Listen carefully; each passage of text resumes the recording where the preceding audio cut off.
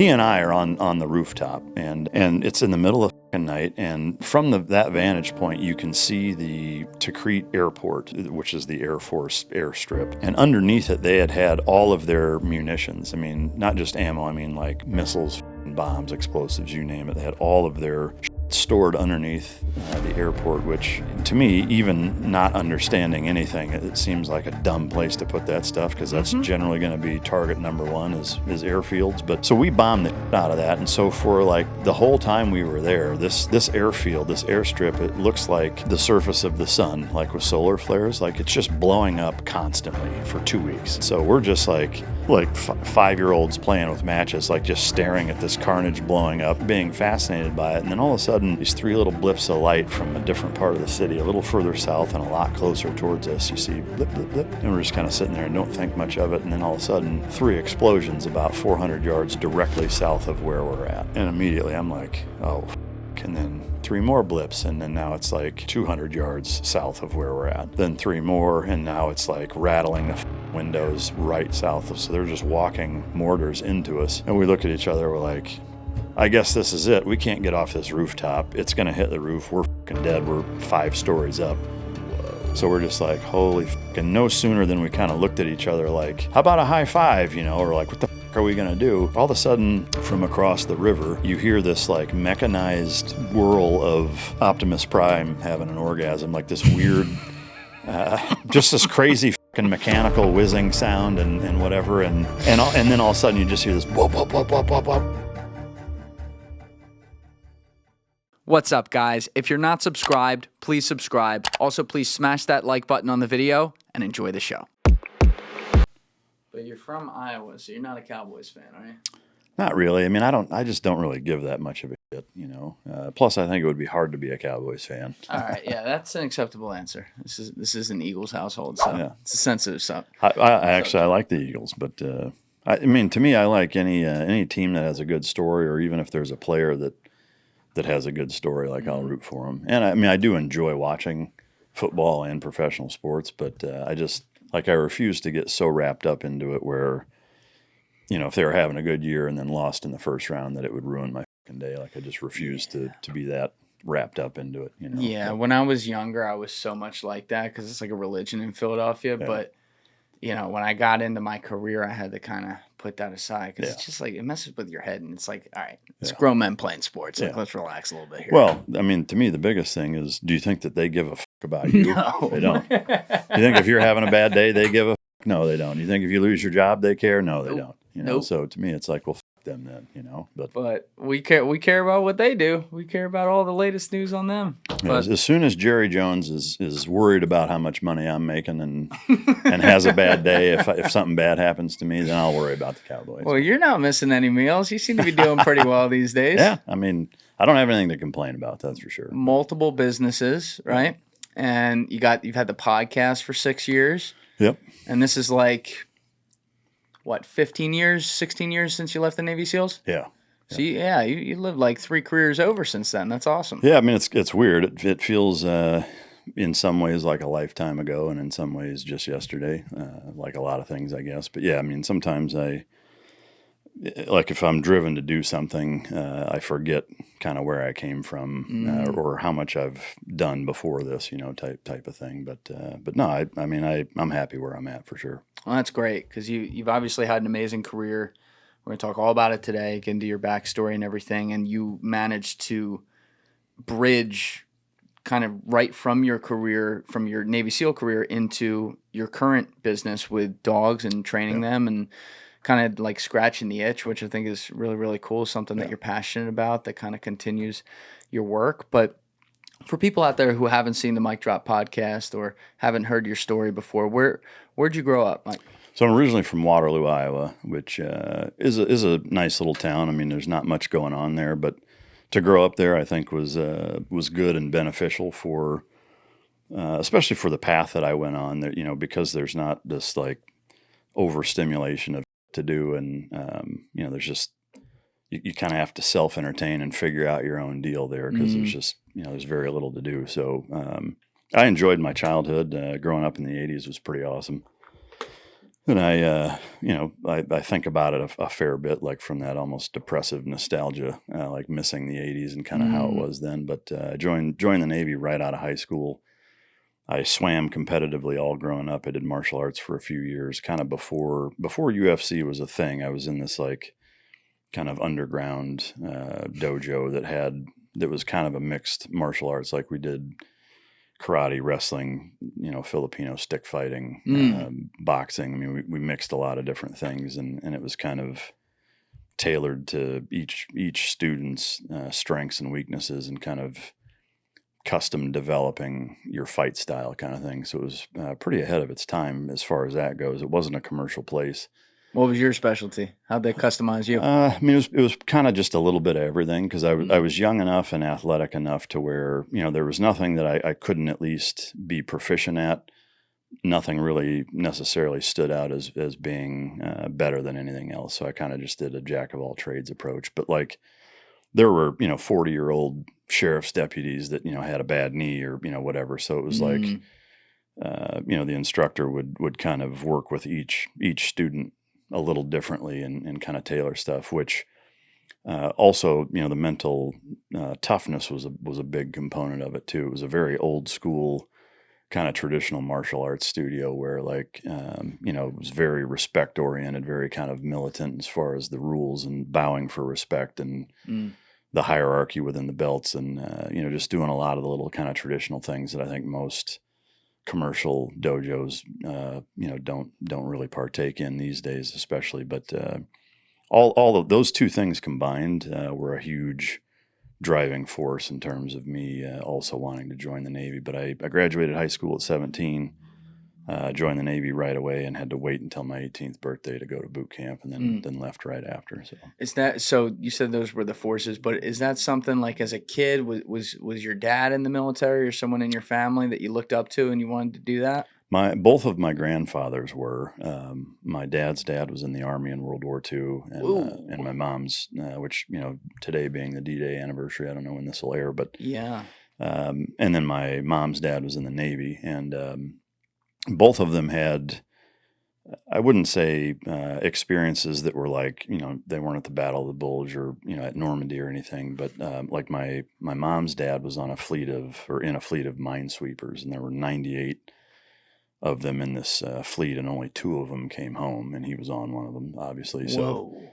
and then Was that Pacific or in the Europe? Mediterranean, yeah. Okay. So, kind of right at the height of in the middle of World War II, when there were U-boats and mines everywhere, and so pretty intense experiences. He talked very little about it. I don't think it was even like a shell shock or PTSD thing. I think, at least looking back on it, it's hard to kind of ascertain that, I think, as a child. But he never seemed like, oh, I don't want to talk about it or bothered by it. He just didn't really get into it a whole lot. And the few times that he did, he didn't seem troubled by it. I think he just had kind of moved past and what Mm. have you. But my dad's dad was kind of a different cat. He grew up on a farm, and like most guys did at that time, but was just was kind of a troublemaker. Got in trouble a lot and was an alcoholic and smoked 4 packs of non-filters a day and was a That'll do it. womanizer, and like he just but he was on the European front also, but he actually got kicked out of the Army for he got in a bar fight with an English soldier and killed him. And if that tells you how times have changed, Whoa. like nowadays you'd spend the rest of your life in Leavenworth for that. They just sent him home and kicked him out of the Army, but For a bar fight. That's what yeah, it was happened. like they were on liberty or whatever, and it was mixed, English soldiers, American soldiers, whatever. Oh my And God. yeah, he got in a fight and beat him to death. So um, both of those for sure shaped my motivation to want to serve. I've always been, I think, fascinated and kind of looked at the World War II generation with kind of a romanticized lens, and I've just always really appreciated what the entire world went through, Yeah. and that was a big inspiration for it as well. Are you a huge history guy? I mean, it's definitely something that I'm more interested than most things. Yeah. I don't know that I'd call myself a buff with it. Like if you were to give me a bunch of trivia, I'm sure I'd fail miserably, but I enjoy it. I love history and find it fascinating. Yeah, there's this kid, Rishi Sharma, who I got to show you his channel when we're done. I don't know if you can pull it up, Alessi. Type in Rishi Sharma to YouTube. Guys, if you're still watching this video and you haven't yet hit that subscribe button, please take 2 seconds and go hit it right now. Thank you.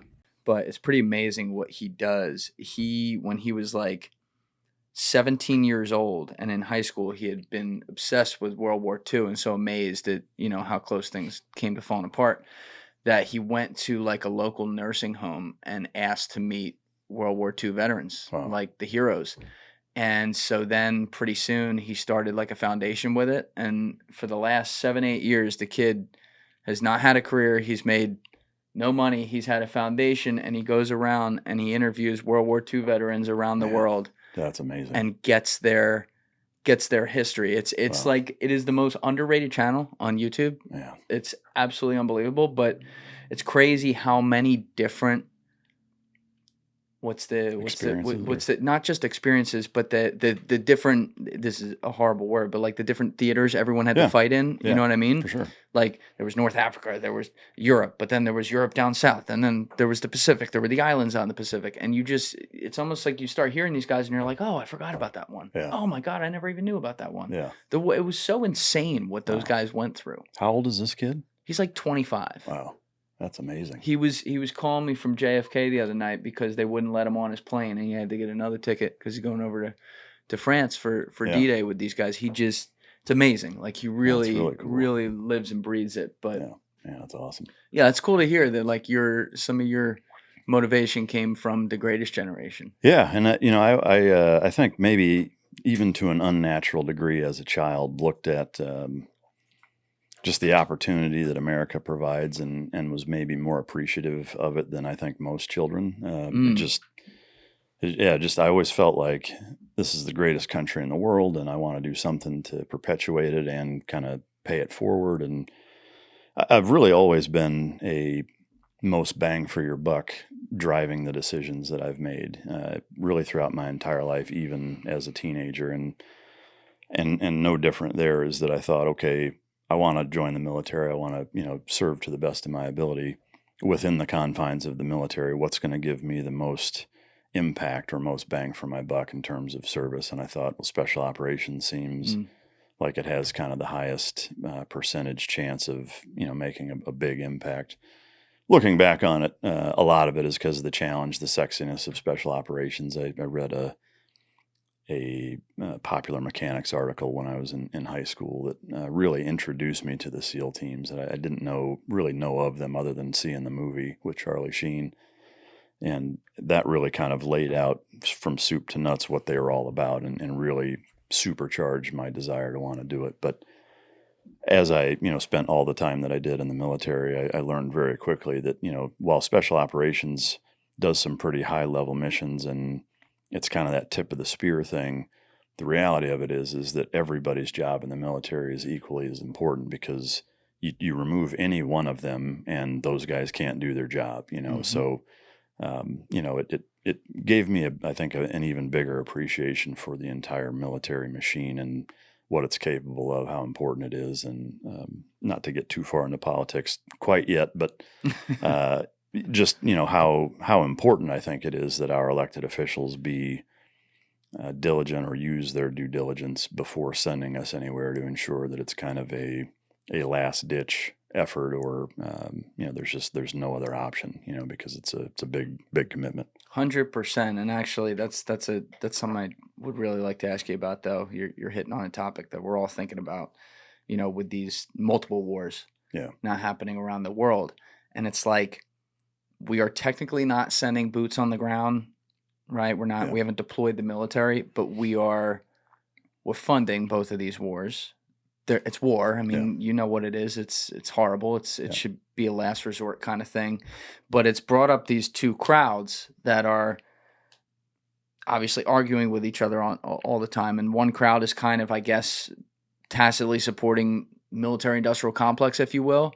And the other crowd is isolationist. Yeah. And like when I study history, as best I can tell, it's kind of somewhere in between is where it's supposed to be, more towards what you just said, which is it is a necessary thing, but it should be a last resort and we should try to avoid it or de-escalate situations. And I feel like we're now at a point where people are either like war hungry or nothing. Yeah. America's got to stay away from everything and not lead in the world at all. Like how do you have that conversation as a veteran with people usually like me who are arguing about this who never served? I mean, for me, I don't take the approach that my opinion is more valuable or worthwhile than anybody else's. I think, if you pay taxes in this country and you're an American citizen, your voice is just as important as anybody else's. And I do dislike to see some in the veteran community kind of taking that, self-entitled approach to like, I served and you didn't, so shut the fuck up. I don't think that that's helpful. But having said that, I think like with most things in life, balance is the key to everything. And to your point, and I agree completely, is that I'm not an isolationist, but I'm also certainly not a war hawk either. I think, if you look at historically, just within the right and left flank of the United States in terms of its history, World War II is as good of an example as to when you get involved and why, how to conduct the actual operation itself from start to finish. And then I think at least as important, maybe even more importantly, is what you do afterwards. It needs to be done in a certain intentional manner. So that what do you mean by that? Well, if you look at Afghanistan and Iraq now, we spent way more time and money in both of those places than we did during World War II. If you look at what we did in Japan and Germany after World War II versus, and look at how Germany and Japan are now as nations in terms of allies, in terms of productivity, in terms of a lack of terrorism or whatever the thing is that we battled, whatever you want to call Nazism and the imperial army in Japan. Neither of those are a threat anymore. We're allied with them. They're productive democracies because we made a commitment both during of saying we're all going to go over there. We're taking the fucking gloves off. The entire country's behind it, and we're not coming home until the mission is done. And then even when it is done, we're going to leave as many people as we need to leave there for as long as we need to leave them so that this shit doesn't happen again and it gets completely rooted out, which it did. Yeah. When you look at Afghanistan and Iraq, neither of those are the case, and we were there way longer, So, again, I don't think not doing anything is the right answer. It is tough with the amount of places that exist in the world to decide which ones to get involved with, and that's never an easy solution. But I do think oftentimes some of the world's most complex problems, whether it's geopolitical, socioeconomically, what have you, actually require some of the simplest solutions. And I would equate it to a bar fight, whether it's the micro of a bar fight or the macro of a world war, is that the principles are generally the exact same in that if you're walking by and you see a bar fight taking place, you can walk in there and get involved, or you can keep walking. Why you decide to walk in there and get involved is going to vary in every instance, but understand that if you do, no matter how you conduct yourself in there, you're going to make friends and you're going to make enemies no matter what your intentions are. Yes. No matter who you help, no matter who you try to hurt, you're creating that ripple effect that the CIA studied and talked about at length in terms of the Russian involvement in Afghanistan in the 80s. And so understanding that, only walk in there if you feel like by not doing it, you're basically either creating or allowing an existential threat to your own safety, or something so egregious is happening that you can't live with yourself without walking in there and getting involved. To me, it's kind of that simple. But now if I'm going to walk in there, like no matter what's going on, if I decide that the stakes are so high that I have to walk in there, I can tell you right now, there's going to be zero rules as to how I conduct myself in there. And if I go in there, I'm going to stack the deck at every turn to my advantage. I'm going to cheat. I'm going to use weapons. I'm going to use the element of surprise, overwhelming force, a broken bottle, a chair, a gun, a machete. I don't care. I'm not going to give them the heads up. I'm not going to give them any chance to fight fair. And I'm going to overwhelm them and absolutely wipe them off the map. And then I'm going to leave. And to me, you really have to do that. No different than, say, the Tecumseh Sherman approach in the Civil War of that scorched earth. Like, I'm going to make it so god awful. Like, we're not going to get involved unless we have to. But if we do have to, We're going to send the entire brunt of the United States military over there with absolutely everything we have. And we're going to completely demolish that entire part of the world and make them regret that they fucked with us. And we're going to make every other country that's thinking about it decide, you know what, we're not going to fuck with those guys because I don't want that happening here. I think that's the only way you can do it. Wow, that's makes sense, but it's heavy. I mean, that's what it is. Yeah, I mean, the reality of it is that if you don't, the Reagan speak softly, carry a big stick. I think, he was, I would say, pretty wise in terms of his foreign policy. He wasn't a perfect president. He certainly made mistakes, but in most cases with and I'll leave the drug war out of it because I think that was a big misstep on his part. Yeah. But in terms of his foreign policy, militarily, terrorist, et cetera, I think he did a bordering on masterful job at handling our foreign policy and making people understand that we're not going to fuck with you, but if you fuck with us to a certain point, like it's game over and you're going to absolutely regret having done so. But yeah, I think when you look at the fact that he's the guy who essentially de-escalated the Cold War, results matter, and that's sure. Certainly like when you look at his style, following up Jimmy Carter, who that was not his strength. Yeah. The ultimate symbolism of getting in there, like when the Iran hostages were still hostages, Reagan gets in there. Yeah. They're not hostages anymore. There's something to be said for that. Yeah, for sure. But it's kind of crazy. I had been studying like some of the build up to World War II recently, and one of the things I never knew was that we had massive isolationism thoughts in this country prior to Pearl Harbor. Yeah. And it makes me think about it, and I hate this idea. I want to be clear about that. But like you look at the Afghanistan and Iraq wars, they happen after 9/11, right? You look at World War II, our involvement happens after Pearl Harbor. It's like it takes this great tragedy of being attacked on your own turf and thousands of people dying, and I mean they're dying, but in the worst way too, for us to be like, okay, all right, this is a problem. That said, there's also differences too, and I'm sure we'll get into it today. Like I look at Afghanistan and Iraq differently, not our soldiers who fought there, but just the politicians and how they made decisions there. And you bring up the Afghanistan point, that was so sad to watch, as a civilian 20 years later, where it's basically like the fall of Saigon all over again, and the Taliban's back in control when it feels like we kind of took our eye off the ball when we started Afghanistan so strong after 9/11 and then decided, all right, we're not going to put resources there anymore. Like, is it that simple or is there a lot more to it? I think it's largely that simple. What I would say, and having a show myself, I've interviewed a lot of Afghanistan vets and Iraq vets, and one thing that I've asked just about every single one of them was that before you went on deployment, and this is, the sled dog E4 all the way up to colonels and everything in between, is that did any of your leadership sit you down and explain to you why you're going there, what your goals on a micro level of that deployment are? But further is that this is the piece of the puzzle that you guys are inserting into the big picture that's going to get us to this goal, and it's tangible and it's well-defined and it's clearly communicated. In every single fucking case, the answer is not at all. Mm-hmm. So to me, you have a goal when you start a podcast. If you start a business, it's okay, I'm at point A.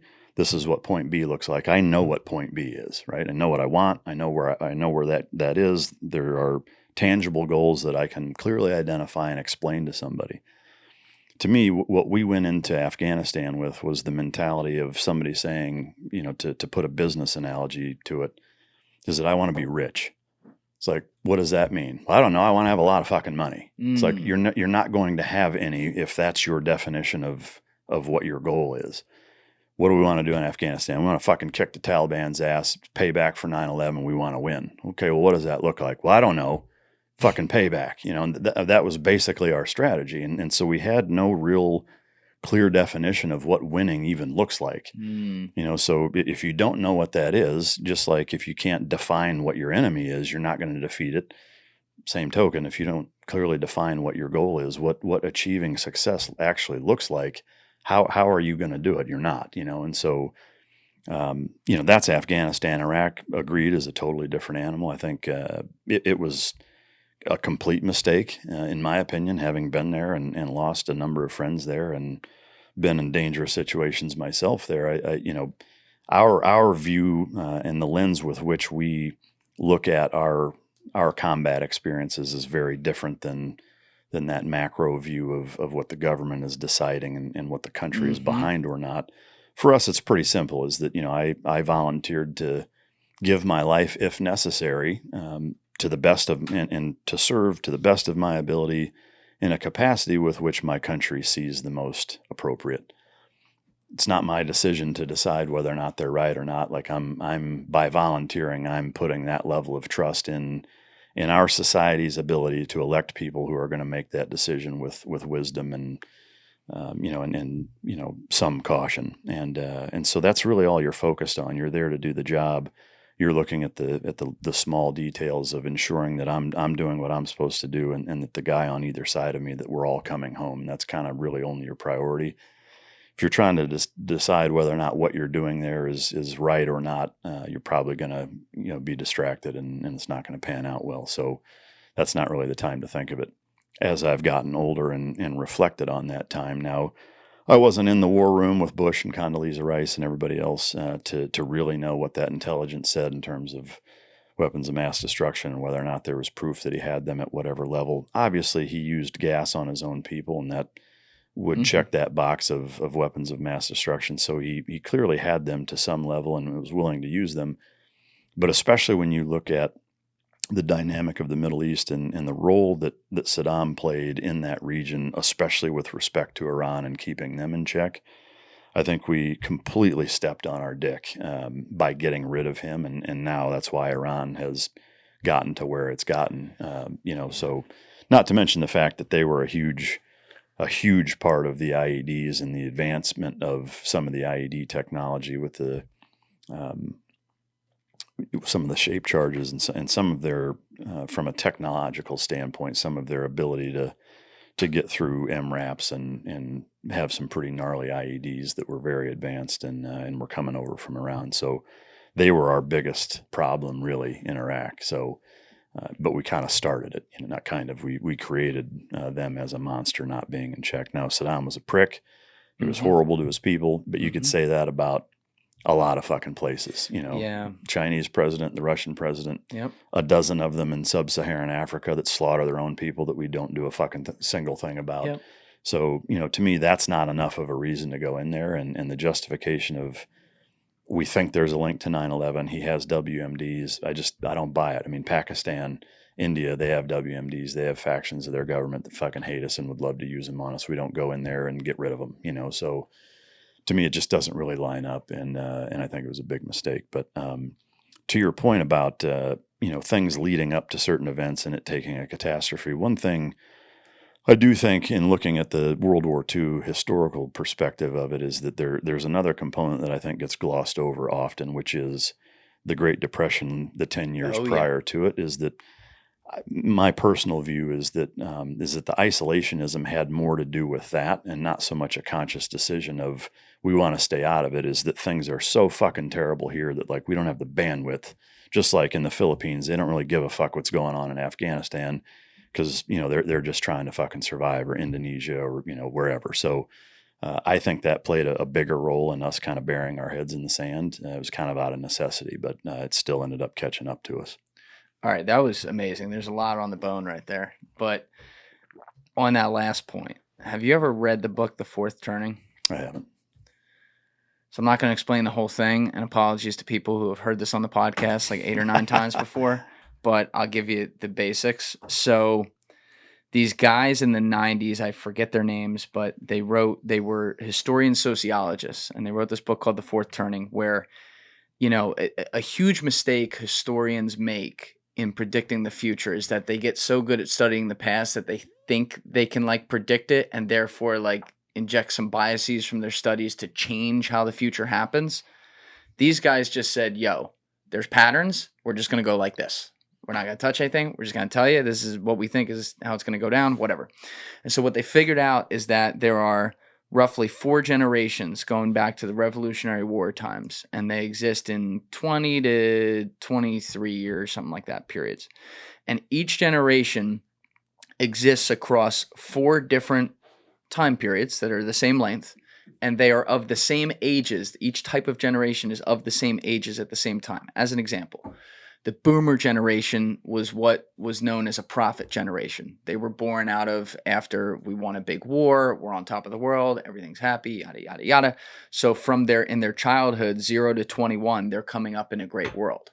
The next generation that they're a part of is when they're 21 to 42, and this is called the awakening. So think like the hippie movement, think, turning in against Vietnam, stuff like that. This is where, society starts to question itself or things like that.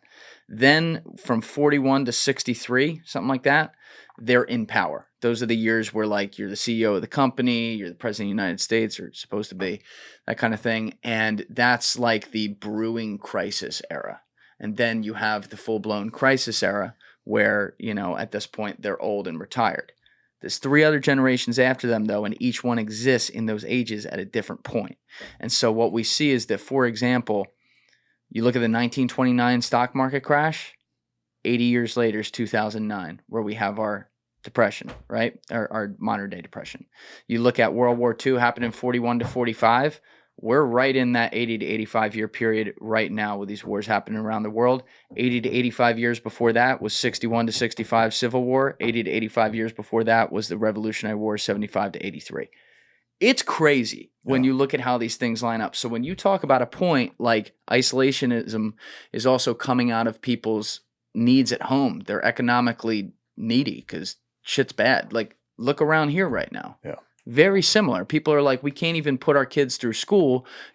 Everyone's in debt up to their eyeballs with college debt and shit after being sold that whole thing. And yet we're sending billions of dollars to other countries. That's kind of like, it's kind of a self-fulfilling prophecy. That's what makes me worried. Like, are we going to see something really big happen here because we're in that pattern? I hope it's not the case, but it does make you think.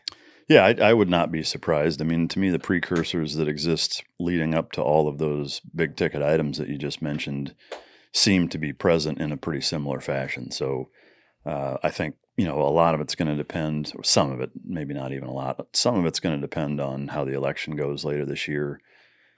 I mean, it's kind of a flip of a coin, I think. Who knows if Biden will actually even be the nominee or if they'll pull a bait and switch with Newsom or who knows. Crazy. 2 weeks ahead of time, maybe Trump goes to prison. I mean, who fucking knows? I don't know. But I do think whoever it is that gets into office is going to play a role in what happens for sure. And I do worry that if we continue down the path that we've been on, that I think we're headed straight for that. With the Israel-Palestine stuff, with Ukraine and Russia, China kind of looking over the fence, watching all of this with the, Dr. Evil fingers. It's like, how could it not lead to that if it just continues to happen the way that it's happening? Yeah, you also made a great point with Saddam, too. That's an uncomfortable point to make, but you have to give Trump credit for this. In 2015, 2016, he was saying this. I don't know if you remember it, like, every rally that guy had, he's like, Saddam, bad guy, killed terrorists. Yeah. Bad guy, killed terrorists. Yeah. And it's like, yeah, we don't want to see someone massacring their own people like he did. He was a horrible guy, to your point. But yeah, like he was a little bit of from a selfish American point of view, he was a little bit of a check to the balance in that region. Yeah. And the alternative of al-Zarqawi blowing the whole place up in the vacuum afterwards, I think time has proven that's probably worse. That's hindsight 2020, but there's part of it that's like, couldn't we have kind of seen that coming? Like, we're going to go in there, we're going to rain hellfire on all these citizens who are going to get caught in the middle of it. Their leader's going to be overthrown. The government's going to kick out one of the 2 sides of the Muslim religion, of the Islam religion. And, that's probably not going to end well.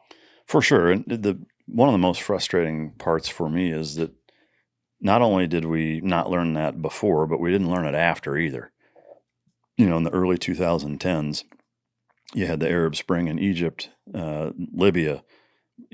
We're still fiddle fucking around in Yemen. Like we continue to do the same thing over and over of force feeding toppled regimes by way of trying to implement democracy in places who one, don't really want it, and two, I would say don't even understand how to deal with it or maintain it. I would equate it to freeing a supermax prison and then expecting them to get along and not go fuck people up again. I mean, that's what happens, and it just happens over and over and over. And the reality of it is that, you're talking about millennia in terms of tyrannical dictatorships that have, with an iron fist, ruled regions of people for generation after generation after generation, and that's what they understand.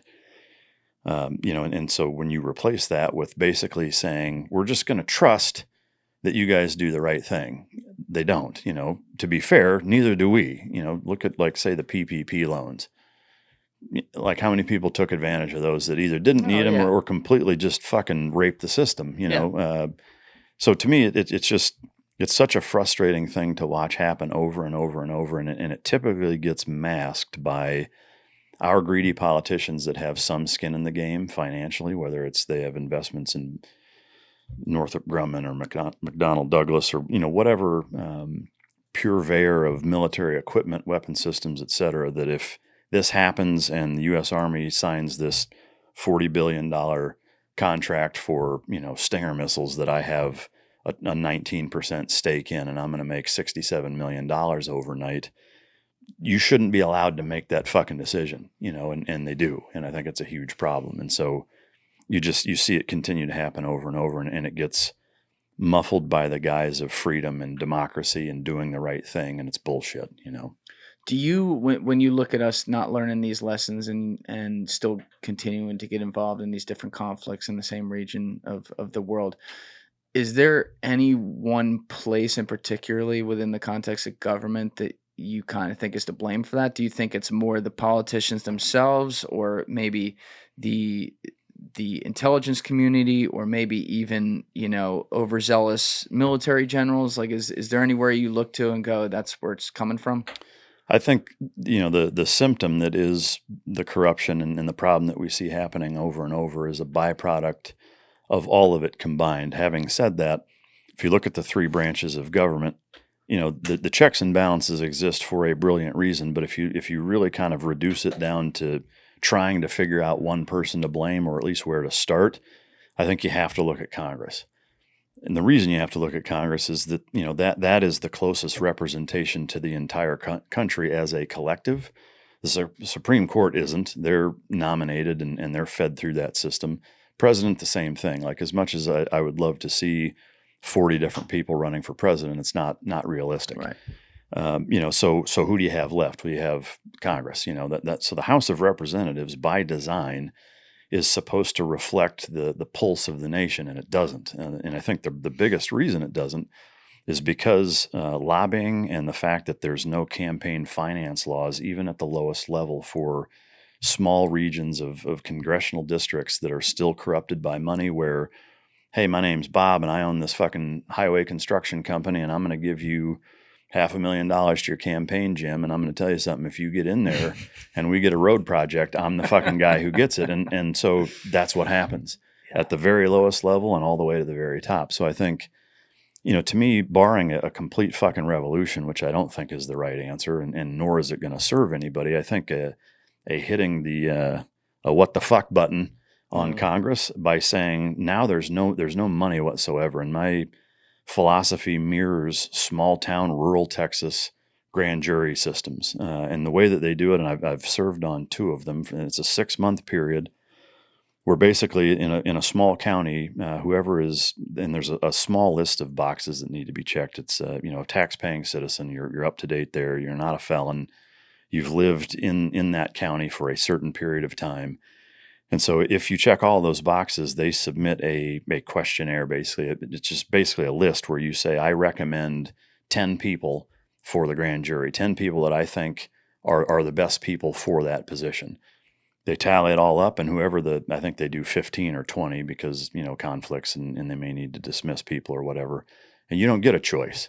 And so they show up and they say, hey, you're going to be on the grand jury, and you show up and you're basically elected by people. It's anonymous. There's no money that can be contributed to it, nothing. And so to me, like taking that and trying to implement it on a larger scale, again, it's not going to work for president or even the Senate. I think it only works for congressional districts because they're small. It's scattered, and it's a good collective, like mean aggregate of the feeling of that area and what they want done on their behalf. So now you don't have people using money. You can't bribe them, and they also don't get a choice. I think at this point, the type of people who are fucked up enough that would want to fill that position, there's something fucking wrong with Yes. you, and it ought to disqualify you for wanting to do it. To me, like, the way it started was that it was service to the country, not a fucking lottery ticket. And that's what it's turned into. I mean, if you look at any, from the lowest member of Congress all the way up to the highest part of, the fucking president, you look at what their net worth is when they started versus what they left, even if it's 1 4-year term, and they hit the fucking lottery, every single one of them.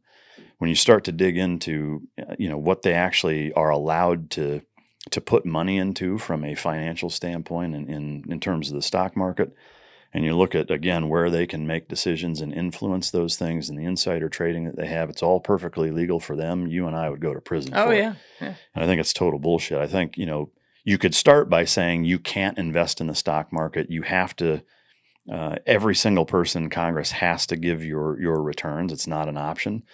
The problem with that is even that there's a loophole. It's now, okay, well, my brother, I'm going to give him the fucking money and he's going to do it. And I still, so there would be ways around that. And so I think, again, barring a complete hard reset of a watering the trees of liberty with the blood of tyrants type of approach, I think just by taking that element out of it, where now it's being voluntold by the people that live around you. Because to me, if enough people in your neighborhood, community, city, town, what have you, decide that I think Julian is the guy that should be representing us, if enough people think that, then you're probably the right fucking guy, whereas when you're doing elections, and again, it's one person versus another person, that's just not an accurate representation. It's what we have with the president election now. It's like, so I've got fucking Dumb and Dumber. I've got two shitty choices that I have to decide which one is less shitty.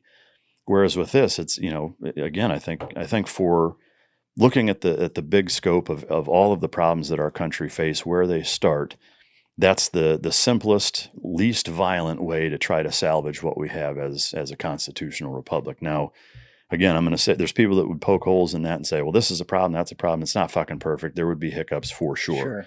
But I think to at least try to salvage what we have, that's a good step one. Beyond that, there's certainly other things that you can try to implement within the House of Representatives, as an example, is by saying tax dollars being given away to any foreign entity needs to be set aside as a singular spending bill that gets passed the same way any other bill does in Congress, where if we want to give $4 billion to Ukraine, it's a standalone. It's not on top of aid for Hawaii or fucking cell phones for homeless people and a military budget all packaged together, where you see this same tit for tat nonstop in congressional hearings of like, well, they didn't vote for this. It's like, yeah, it's because there were 30 other shitty things attached to it. Like, that doesn't make me a bad guy. That means you're an asshole for putting all of those things on the same ticket. So to me, every single dime, any dime that goes overseas should be voted on as a standalone bill. And I think you really have to do that with all of them. Like, yeah, I know the logistics of that is probably either impossible or not realistic to think that you're going to have individual bills for every single thing, but at least lump them into likewise. It's like one of these things is not like the other game. It's like, how the fuck are you guys lumping all of these things into one bill? Like, who the fuck decided that was a good idea?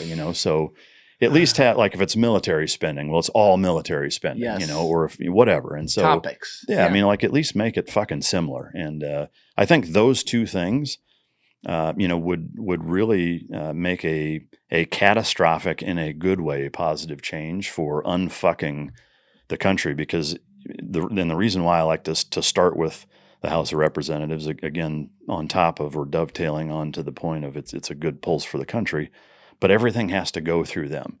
The Supreme Court, well, they have to move through there. So but the problem is that right now it's not really an accurate representation of the country. So if you can clean house there and actually have a legitimate, this is how the country feels, every justice that gets voted on is going to be by people who you want voting on whether or not that guy or girl should get put in. Whether it's vetoing bills that the president tries to do or that gets generated up by the House of Representatives, you have a much better chance, at least, for an accountability piece within that part of the government. And because they're the biggest check and balance on every other power within the United States government, I think that's our best shot. I feel like I got to put a rap beat underneath this. My man's spitting today. I wish you ready would. to roll. This was good. I'm always ready to roll. I like that idea a lot. I like that House of Representatives idea a lot. And I agree with you. They're essentially the first line of defense, and we don't think of it that way. Yeah. But they're the ones that are supposed to actually represent the population, meaning, Rhode Island has many fewer reps than California does because there's more people in California. So it actually does speak to the local populaces. Yeah. But, we talk about lobbying money and taking that out, and I unfortunately agree with you. It's like you're cynically not gonna be able to do things like this. My friend Andy Bustamante, who is a former CIA spy, if there's such thing as a former, I doubt he's former, but when he was first allegedly coming out of the CIA, he was getting like his master's or something down in Florida, and the local U.S. congressman came in to speak with them about something. And so at the end, she said, "Can you guys let me know as constituents anything you want me to take to Congress to vote on?" And he goes, "I'd like you to impose term limits. Can you take that to vote?" And she's like, I'm not going to do that. And he's like, "But I'm your constituent. I just told you to do that. What does everyone else think?" They're like, yeah. They're like, "We're telling you." They're incentivized not to do it, though, because they like the cushiness of it. They get to have their nice steak dinners on K Street, feel important because people pay them, and that's just how it is. I mean, asking them to do that is like asking the fox to audit himself in the hen house. Like, the shit's not happening, So it's never going to happen, So I agree. I mean, of course they're not going to do it. The same reason they're never going to disallow themselves from being able to invest in companies that they own and decide where, government contracts go to and what have you. That should be disbanded, illegal, and bribing, i.e. lobbying, should be illegal and not part of the process too. Yeah, because other countries around the world take advantage of that process, obviously, too, with their own interests. For sure. And like, I understand, like right now, obviously, Israel is a small country in the Middle East. They're surrounded by a lot of countries that don't like them. It's a much smaller population, ethnicity-wise, compared to I guess, like Jews versus Arabs. But like, they're using that system to get our favor because they have things like AIPAC, which pays all these congressmen and these senators to then vote for aid, by the way, in the middle of those same bills you talk about, where they're voting on something else, and then they throw in, $13 billion here.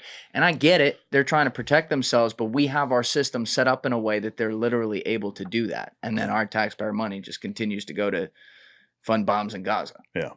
Well, yeah, and it's, I mean, to me, the sick, twisted irony of it is that we're essentially on both sides of it.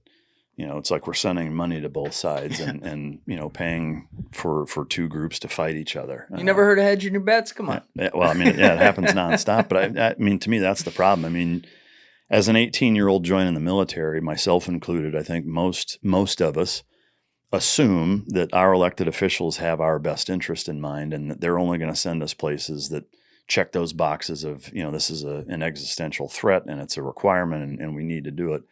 That's just not the fucking reality, and the older I get, the more I realize that. And even within the military, as I spent more and more time, you get to higher up positions leadership wise, you start to see peeks behind the curtain and see how things really work and who answers to who. And it's pretty disheartening, So yeah, I mean, there needs to be a significant change in a lot of things. But would you mind giving, if you don't want to, no problem, but would you mind giving some specifics on that, like some things you've seen without naming names or positions? I mean, to me, the biggest thing is the, I don't make the rules.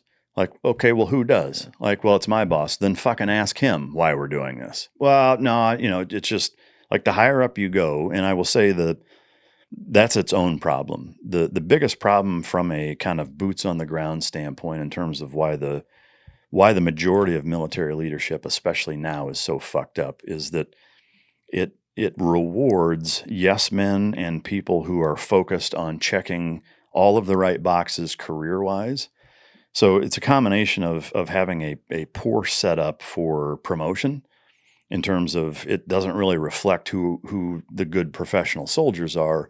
It reflects who the fucking dorks are that know how to game the system and check every fucking leadership box. And I did that school, and I did this billet, and I did this fucking thing, and they line all that up and they blow whoever their superior is to get a good fit rep or eval or whatever.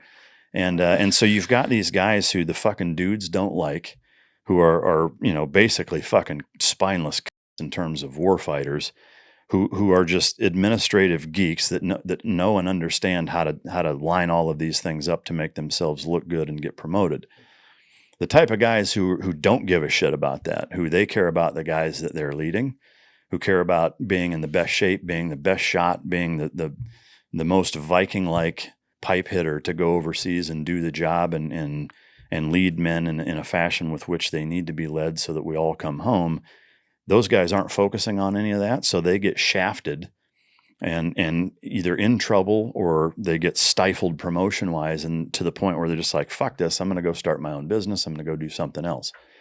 So the higher up you get, the more you have this yes man, career politician, guy politics. That's bucking for promotion and doing all of the things that he's doing solely focused on getting promoted, not on being the best professional soldier he is. So that process year after year after year is just going to continue to water down leadership and corrupt it.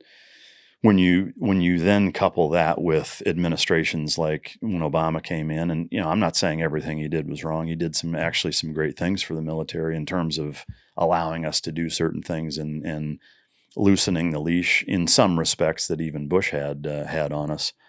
But where I think he really, really took a big misstep was the cultural ramming of experimentation and social issues into the military with, all of the different kind of, sexual orientation and trans type things. And I would say shoving the political correctness component even further down the military's throat. And, to me, one of the beauties of the military is that, unlike most things, and I would say unlike almost everything else, is that you're not looking at things from a bottom line standpoint, from a budget standpoint. I mean, yes, we have budgets, but they can be adjusted if they're clearly defined and you can, give a justification as to why they're changing. But you can really reduce it down to one simple question, which is, whatever the question is that you're asking, does that make us a better warfighting force? Mm-hmm. Yes, do it. Yeah. Does it not? No, don't do it. Waste of time. So, it's like, I can't think of anything else that you really have that luxury to be able to make it so simple in terms of your decision-making process. But the U.S. military is that.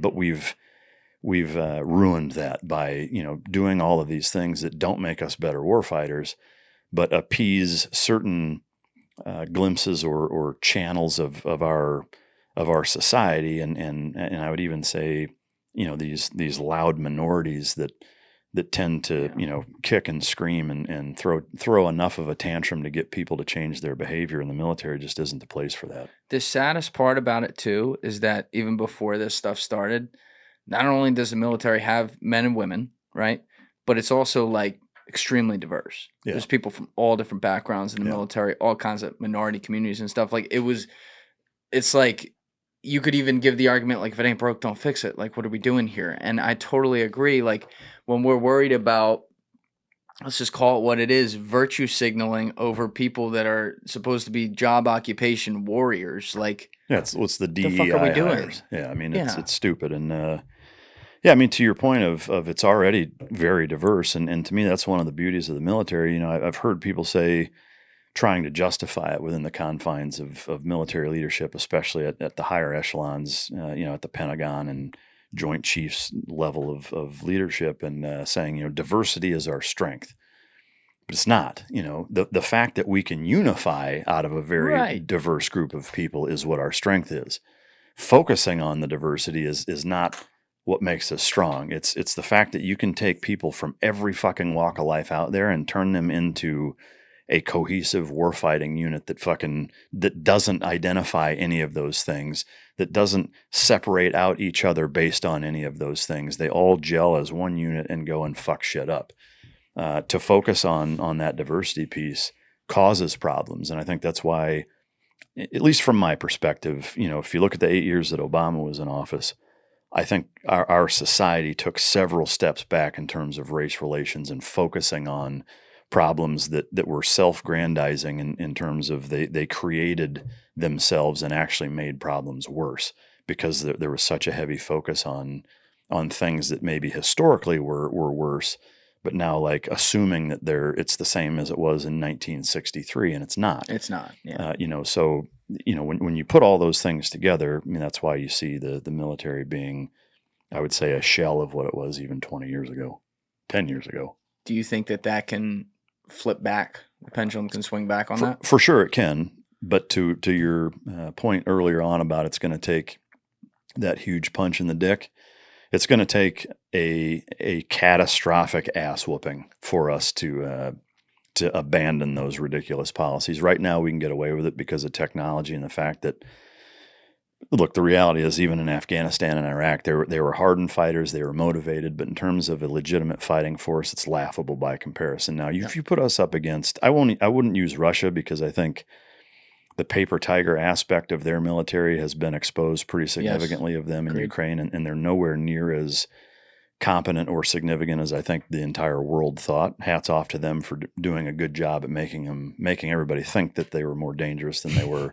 China, on the other hand, is a whole nother fucking ballgame. And if we had to go to war with China right now, I think that they would absolutely fucking destroy us. Really? I really do. They're military. I think so, yeah.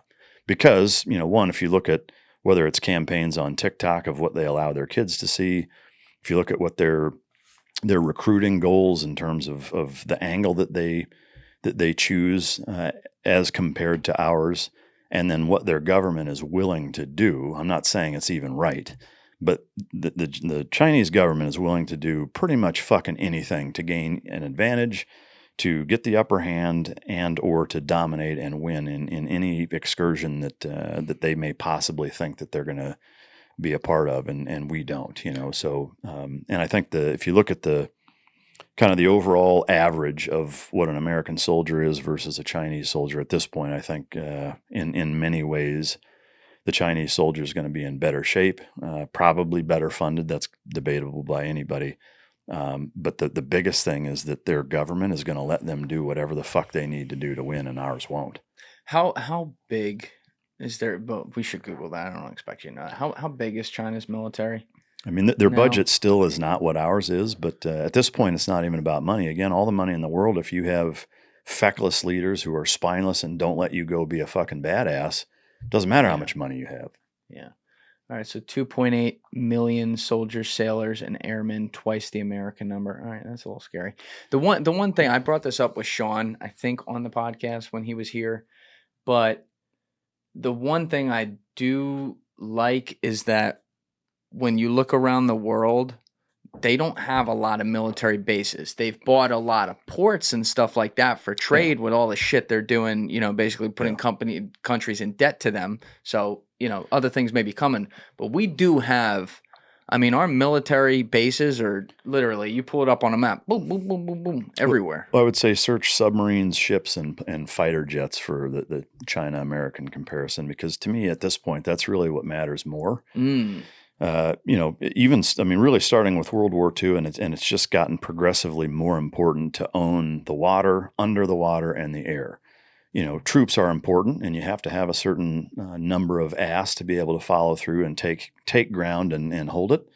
But well, here you go. Unless you just pulled this up for you. The Pentagon's 2023 China military power report said China's Navy had about 370 warships, with the fleet expected to grow to 395 by 2025 and 435 by 2030. The current U.S. fleet is smaller, with more than 280 vessels. The Secretary of the Navy expects to reach 300 in the early 2030s. So they're ahead of us there. Yeah, so they already have almost 100 more warships. Now, submarines, nukes, fighter jets, you're going to see similar numbers, is that they're ahead of us now at this point. And especially with technology being what it is, there's two things. One, fighter jets, submarines, and fighter jets and ships, I would say, aren't necessarily interchangeable, but there's a huge component to that. To your point with bases, all the bases in the world don't matter if you're going against an opponent who has 100 more ships than you that have planes on all of them and troops that they can put them wherever the fuck they want, as fast as they want. And while they're doing it, they also design, own, manufacture, and control all of the electronics components that we use to navigate, that we use to communicate.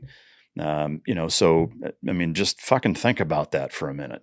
China would fucking destroy us right now. And their numbers are bigger in every way.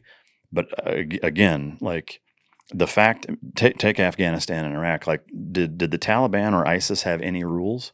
Fuck no, they didn't.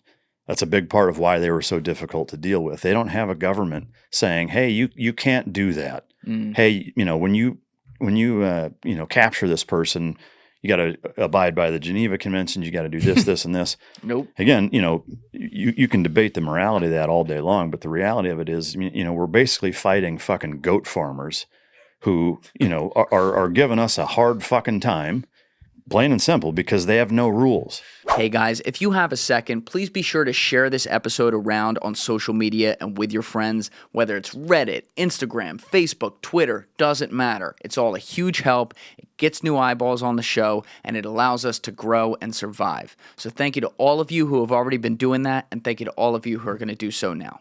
They have no uniforms, they have no rules, they have nobody to hold them accountable, and we have people breathing down our back trying to throw our guys in fucking prison for making a split-second snap judgment on, fuck, I thought he was armed, I didn't, whatever. Right. It's dark, a fucking grenade just went off, and this dude, is coming at me with a machete, and I fucking shot him. Well, he didn't have a gun, so we're going to throw you in jail.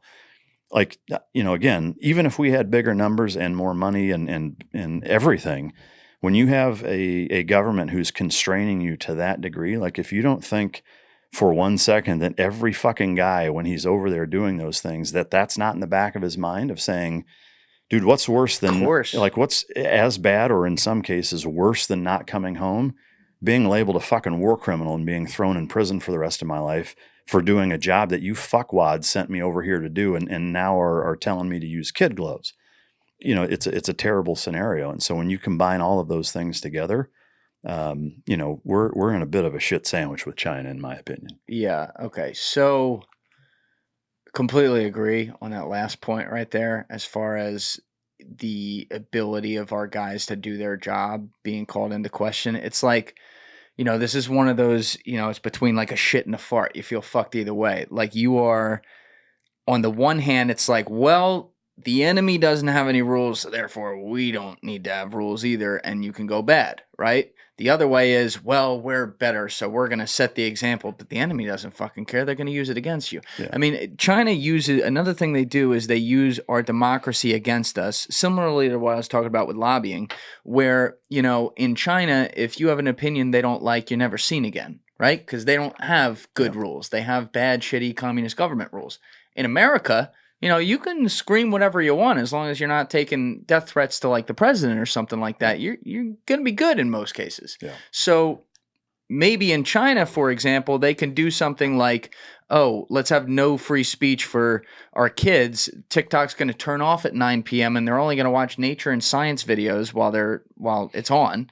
And then, but in America, we're going to make sure they just see titties all the time. Yeah. Right. And it's on all day, all night, whatever. Yeah. So they're using our freedom to then get an advantage like generationally ahead of us. No? For sure. Yeah. And to me, to be clear, like I'm not saying that we should model ourselves after the Taliban, ISIS, or China, but to me, again, going back to one of our earlier topics of when to get involved or not, is that, that's what dictates that, is that you're saying, we're not going to just go because, well, this guy's a tyrant and he's fucking his people up. We're going to go because we have to, because we can't not do it.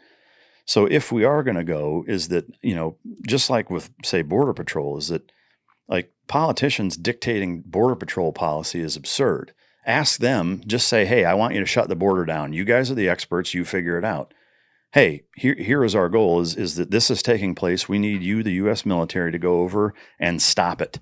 You guys are the experts. You decide how to make that happen. And I think the American people are still good enough. Yes, there are bad apples in every fucking facet of society. However, there's not groups of them that are all together. And from every experience I've had in the military, like there were some guys that were a little more cowboy than others.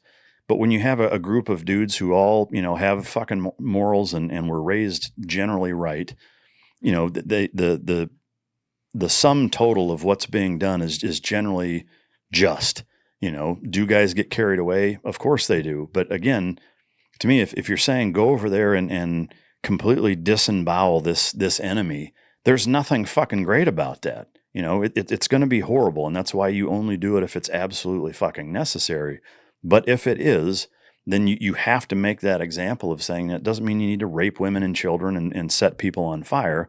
But combatants are fucking combatants, Yes. And they get no fucking quarter, period. And so like to me that's step one. There's a right way to do it, but the right way to do it is to ensure that you have mission success, that you completely eliminate that threat or enemy, and that one, it makes them say, wish we hadn't done that. We're not going to fuck with that again. And every country that's thinking, maybe I'll try the United States, they see that and they say, we're not going to fuck with that one. Take fucking the nuclear warfare. I mean, we're the only country who's actually done it. Yeah. And I'm not saying that was even necessarily the right call, but if you look at, okay, if we don't do it, and we're going to spend the next fucking 9 years in Japan, and we're going to lose 2 million fucking American soldiers. Yeah. Is that the lesser of two evils? Probably. Those are debates that you can have, and you can see every side till you're blue in the face. But to me, that's one of the core principles and problems that our government and society have is sending troops and then trying to micromanage them. I mean, to me, it's like you're an Eagles fan, right? It's like having the Eagles offense being voted on by the audience, or by the spectators, and it's like, it just doesn't work that way, and you've got to trust that they're going to do the right fucking job, and you're going to go watch them, but you're not calling the fucking plays, so that's just how it has to be. Well, we also live in the mass media age now, which is even extending back to previous eras where we are Monday morning quarterbacking everything. Yeah. Sometimes it's good to analyze, to figure out what's right and wrong, but there's this demonization that will occur with people having big opinions on past decisions. I know I'm guilty of it sometimes as well, but it's like, now the military is thinking about that in the present, because they're thinking, oh my God, how are people going to litigate this 2 months from now or 2 years from now or 20 years from now? Because it's easy to just be able to be mad that like war happened or whatever, catastrophe happened, and then find someone to blame afterwards. And I think we've seen that, unfortunately, with the war on terror period with Afghanistan and Iraq. Like, I love how you put it earlier. As a veteran, I always make sure I say this with the guys I have in here. It's like the politicians and the people back home are the ones who tell you to go there. It's not your fault for going there, right? You have a job to do when you go there. So I don't ever think we should litigate that, but people will literally litigate like the job that like veterans did. You've seen it with the Eddie Gallagher case. Yeah. You even saw it with a case that Sean changed my mind on, the Blackwater case. Like, I followed that in the media. I thought those guys were guilty as fuck. You look at the actual case, I don't think they were. I think they were in a really tough spot, and they got hung out to dry. Yeah. And it's like, what is that doing to incentivize the younger generations of kids who see stuff like this and go, well, shit, I don't want to. Yeah. I don't want to get involved with that. Yeah, and so to me, I would say not an easy fix, but a simple fix is look at the blame game. Is that, if you really want to fix that problem, stop blaming the soldiers and blame the fucking people that sent them there. Because I'll tell you right now, if you started threatening fucking the people who decide that, hey, we're going to send these guys to war, and then they do a bunch of crazy shit and say, okay, just like this case in Michigan fairly recently where the school shooter's parents got arrested. Yeah. Like that's going to make every fucking parent in the country pay way closer attention to what their kids are doing, who they're talking to online, all that shit. You start throwing congressmen in jail for sending us to a war where bad shit happened, I bet they're going to be way less fucking likely to send us there. So to me, at least start with the root of the problem, which is don't send us there if you don't want horrible shit to do. What is the military's fucking primary purpose? It's to fuck shit up, period. Like, it's not the Red Cross. It's not the fucking Humane Society. Like, it's not anything. It's not Mother Teresa. It's not a mission from a missionary standpoint, like our job is to go over and neutralize this country's threats. Yep. That's really it, So if you don't want us to do that, just don't fucking send us there. That's a clean way of putting it. This part of the conversation was really good. I like this. Is it time to piss? Is that what you're saying? Actually, yeah, I could go. If you got to go right now. I mean, I can always go. Let's do it. All right, we'll be right back. But anyway, we are back. I actually just thought of something, though, in the bathroom. I forgot to ask you about a few minutes ago when you were talking about it with vis-a-vis China. But, like, I've had conversations with a bunch of people on this podcast about different potential weapon threats and things like that. And without a doubt, one of the scariest ones I ever studied was in a book called Sandworm with a guy who's now a friend of mine, Andy Greenberg, who's been on the show. I was reading that book like 4 or 5 years ago, and he talked about how there was basically a test run done in Russia or in Ukraine by Russia back in 2014 and 2015 in that area of shutting down the power grid in Ukraine. Now, he's writing about this before the Ukraine war and all that. But when I read about the technological capabilities of this and basically how Russia, for example, as one country was showing, oh, we can do this, no problem.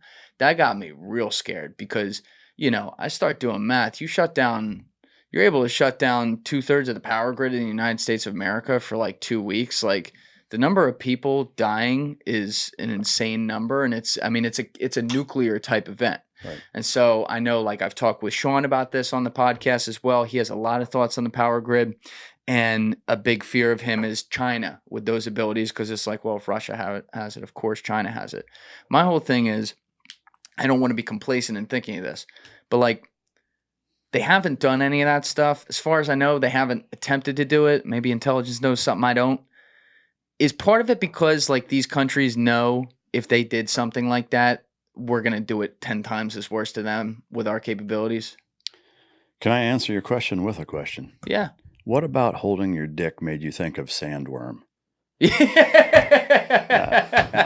I gotta fuck with you. If you're thinking about it in the bathroom, I gotta know where the inspiration came from. I was just thinking about the name of the book when I was doing that little diatribe there, but touche. Yeah. Well, so there's actually two things, I think. Number one, yes, I share your concern with their ability to completely fucking neutralize our power grid. I think it speaks to the archaic nature with which our power grid still exists on.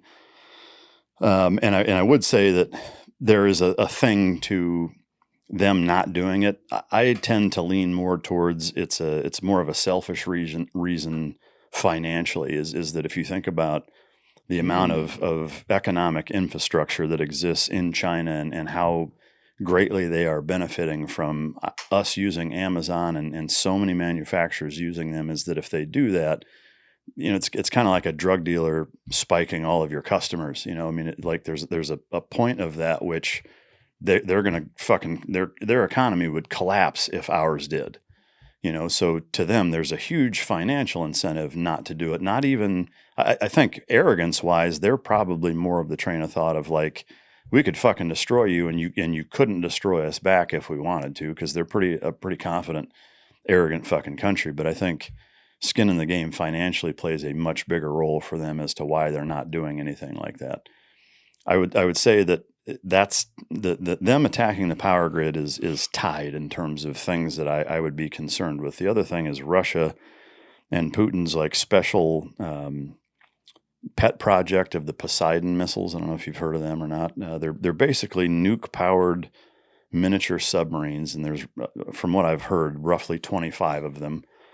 And, so because they're on nuke power and they're unmanned, they have a nuclear warhead on them, and they can travel like up to like fucking 90 or 100 knots, like way faster than we can do anything about.